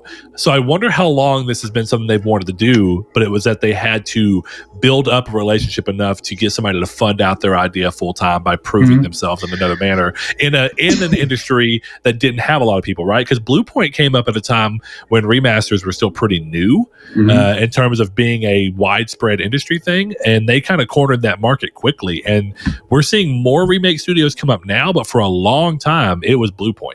It was Bluepoint with the remaster studio, and then they were the remake studio. And you're right, they're doing that. But what if that was just their way of climbing so they could get recognition when it was going to be harder to do that if they were making only original games from day one? For sure. I will say that there's a pretty reliable leaker that I follow who says that their game is Miles Morales sized, and they're also remaking a beloved PlayStation IP. So, well, see, and that's what I actually think is kind of the middle ground, right? Get you a get a new game, stretch your creative wings, but don't dump everything into it necessarily if you don't have to, and then still do that. So it's kind of interesting. Yeah. It's kind of interesting to look at and say, it's just, I don't know. I think so many people have this wish list of the games they wanted Bluepoint to touch on, and it's all remakes because nostalgia, like I talked about with Twisted Metal, is so heavy right now. They also tease like 6 remakes. Yeah, exactly, right? And you have people, everyone wants like the Legend of Dragoon remake. Everybody, I say everyone. A large section of people want Legend of Dragoon. Like Demon Souls wasn't. Yeah, exactly. That's way more niche than Demon Souls was. And then you have other titles that people want where it's even games that aren't Sony specific, which is kind of interesting. Hearing someone ask for Bluepoint, now owned by Sony. Somebody said Conquer? How are Bluepoint going to... I guess maybe if you want to see what you're like, hey, what do you want Bluepoint to remake next? If they're not owned by Sony, then fine, Conquer, I guess is fine. But I think when you're looking at the idea of like, hey, you have this big close relationship with Sony, and now you're owned by them. If remakes are still on the table, there's so many PlayStation IP that people are going to just be fawning over. And the question is, where do you go? There's people that want them, and they've teased, of course, Siphon Filter remake. And there's people that would jump all over that. There's people that would jump all over Legend of Dragoon remake. I guess the bigger question is, from a realistic remake standpoint, what do you think? Because when Konami wasn't interested in doing their own game stuff, which is what we kind of had the assumption of for a while, the idea kept being like, okay, well, the answer to Sony getting more stuff is just to license out Konami games and give them to Bluepoint to remake, and bam, bam, you have your cake and you eat it too. But now that Konami is seemingly wanting to do this themselves, the answer becomes like, I don't think that the Konami games play into this at all anymore, right? No. No. I don't know. Well, probably. I mean, I guess they still could, technically. Because technically the Konami stuff's rumor. Yeah, that's true. So, and there's nothing about even what we got from VGC that specifically says that Sony can't be doing something with Konami. It's just we didn't get confirmation from that, and even then, that's still just rumors and reports. They're likely true. Sounds true. Yeah, I would be shocked if it wasn't real. Yeah, same. So the bigger question that comes down is the Sony of it all. And why is this such a persistent rumor? That's the bigger question. Yeah. Like, is it just because you keep getting people who want to come out as fake leakers just because they love the idea? And do you think it's people hoping that they can rumor it into existence by being like, if we keep making a rumor and people keep showing hype about it, Sony will be like, maybe this isn't a bad idea. All right. So I actually highly suggest anybody go look at it. It's the gaming. It's called this. It's r/gaming leaks and rumors subreddit. Mm-hmm. That is the subreddit to go to involving stuff like this, because they have people that like vet these leakers, and like they have people who have apparently a lot of free time to sleuth through everybody's Twitter and stuff like that to see like how many times they're right and how many times they're wrong, and just weird baloney things. So like I highly suggest that subreddit for stuff like this. They were kind of interested in, they're interesting in stuff like this. So yeah, that's where I get a lot of my stuff. Yeah. Apparently I've just not been using Reddit right, which I don't use Reddit very often. Dude, when you're like trying to Google that Yu-Gi-Oh deck last time, was stressing Reddit or me whatever, out. I was like, dude, I can't tell you how to search something on Reddit because you don't. Reddit, yeah, Reddit. Chris can vouch for that. You don't search things on Reddit. It's impossible to find stuff. Yeah. From what I understood yesterday, Reddit is just you see it when it happens or you don't see it at all. You see it when it happens and you save it. If you don't save it, good luck finding it again. Mm-hmm. Yeah, Saul and I were talking about a deck list, and I wanted to go check it out, and I searched for like 30 minutes, and I could not find it. And I told him, like, you could search a keyword on Reddit. The first thing's not going to be something that has that keyword in it. It's just going to be something random. Completely missing, yeah. So, all right, well, people, we ask you to answer the question that we talked about today is, what do you want to see Bluepoint do? What do you think Bluepoint is doing? So a part A and B of that question. And like I said earlier, you could ask that or answer that question over at Triangle SQRD. That's our Twitter handle. YouTube comments if you so desire. Our Facebook group, Triangle Squared PlayStation Podcast. The Discord, which is linked in the description below. And of course, lastly but not, it's not the important one, obviously, but it's patreon.com/Nartech. And that is where, and just in case you do want to support us, at only $1 a month, you can help us with all kinds of little things. These little dinosaur, this little dinosaur guy right here, like little set decorations that we do. I had to pay my wife back for that. The lights that we so do. Everything that everything involving the set and everything involving the show. If we need something, an adapter or something like when we stream a game, hint, hint, and we need it, then we have it thanks to you guys. So over at patreon.com/nartech, we love your support. And of course, every single week, Brett will read off their names live. And that's what's going to happen now. We thank you all for this episode, and we'll see you all next time. Yeah, guys, thank you. We'll see you for, I guess, 232? This is 231. Look at that. It just keeps building and keeps building. But huge shout out to our patrons, Ham and Egger, Bailey Robertson, Josh Drago, Mark Schutz, Cypher Primus, Kyle Grimm, Richard Schaefer, Rude Days 93, Joshua Lago, Landis, Zachary Sawyer, Kevin Bacon Bits, Luke Rabbit, Danny Villalobos, Jehudi MD, Sean, Derek Porter, Corey Hickerson, Constantly Kenny, Matthew Green, Sean Santarud, The Stonard, Josh Jarrell, Steven Salazar, Shadowist. My name is Dan. Thank you all so much. And remember, if you want to become a patron, head over to patreon.com/nartech. Thank you.